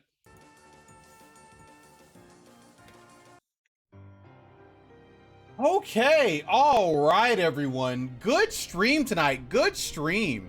We had a pretty fun time. Chris, if we don't go to the next question, this is just going to be a class. Don't worry, Dan. I'm ending it right now. It can't be his class because it's over. But again, different places have different dividing lines. Gotcha. All right. Thank you all for being in the stream tonight. I hope you all had a great time. Tomorrow, if Greg is available, if he's free, we could do Soul Link tomorrow.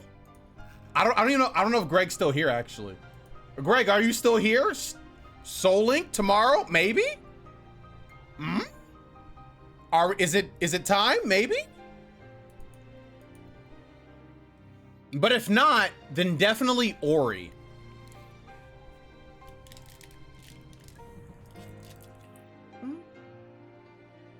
All right, I guess Greg is no longer here. That's okay. I will just DM him. So yeah, if possible, why don't hear Xion theme? Because that's the background music. That's why you hear Xion theme. And also it's the perfect music to end the stream on. So with that, I will say good night, everybody. Sleep tight, and I will see you all tomorrow at 6 p.m. CST with potentially more Soul Link or just regular Ori. So yeah. Good night, guys. Later.